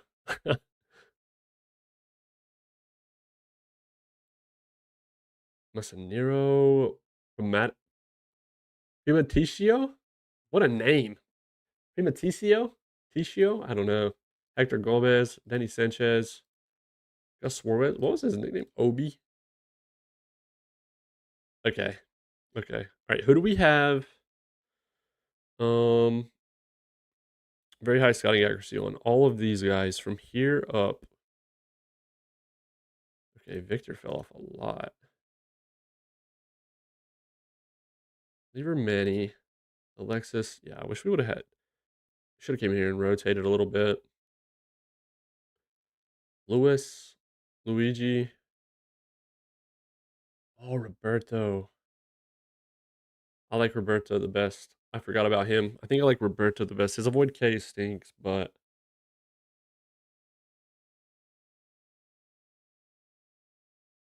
yep, we're gonna go for Roberto. Yeah, he wants 5.5 off the rip. I want to be honest, dude. Screw it. We'll try it. I was gonna say I might as well just go ahead and throw him the max. That's probably what he's gonna come back wanting anyway after these other teams are interested. It's a fair offer. Yeah, literally every other team, Cincinnati, Miami, the Royals, like probably even more.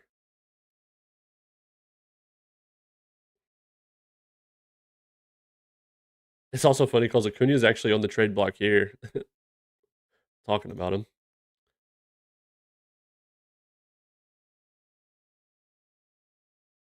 Come on, people, loop back around. Okay, Hustad, there's a new report on him. Yeah, so his BABIP stayed 45.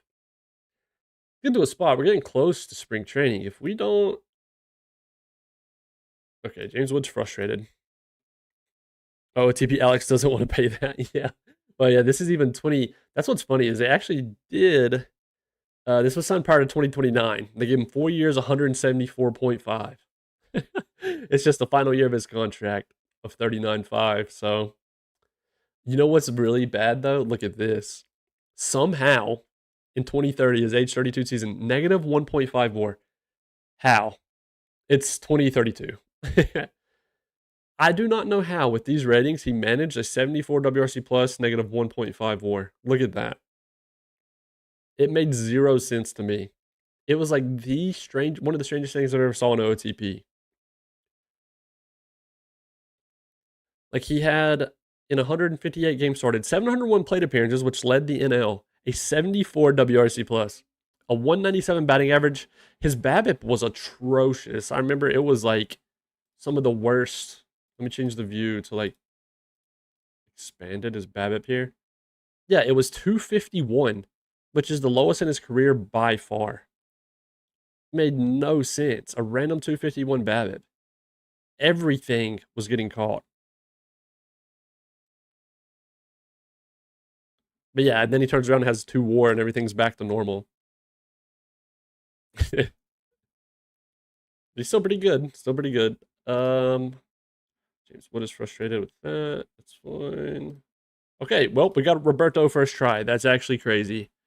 All right, well, Roberto, welcome to the favorite prospect shortlist. And yep, get locked, buddy. GG's. Nickname is Jumbo. Roberto Jumbo Perguero. Why does that kind of go hard? It's actually a kind of hard nickname. I'll take it. All right, yeah, I mean, he's definitely just an infielder. The air sucks. He'll probably play more like third base. Just depends. I mean, he's years off. He's 16 years old, but who knows? Pretty gross. 30 plus at BABIP, gap, power, and eye. The avoid case stinks, but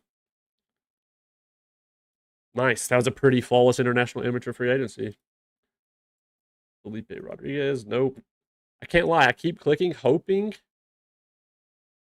for Mourinho to circle back. Okay, his reminder. Nice. I don't think he's going to, though.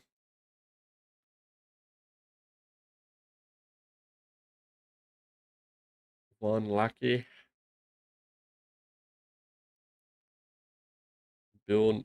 Yeah, these discoveries suck. All right. So, spring training doesn't start till a month from now. We just need a backup catcher. That's it. Please. Starlin Nunez. That's a name I haven't thought about in a minute. Oh, and well, Mourinho went to the Mets because of course he did. 4 years, 22-4. All right, well, no more waiting on that. Brother didn't have to loop back around. Okay. That's one way to get that out of the way. Noted, noted. Yo, Contreras, you trying to come back for a year? Don't look like anybody wants you. Why don't they want you? How funny that Henry Davis and Harry Ford are side by side.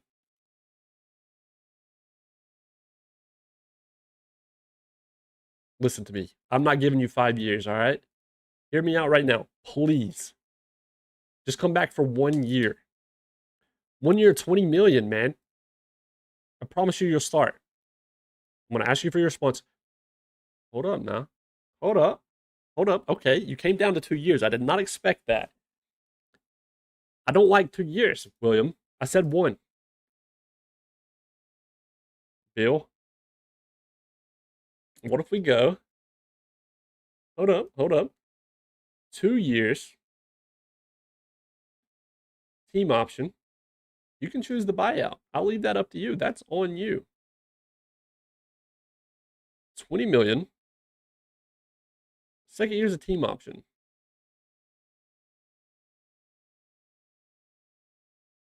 Okay, you want it to be 2 million. That's fair. That's fair.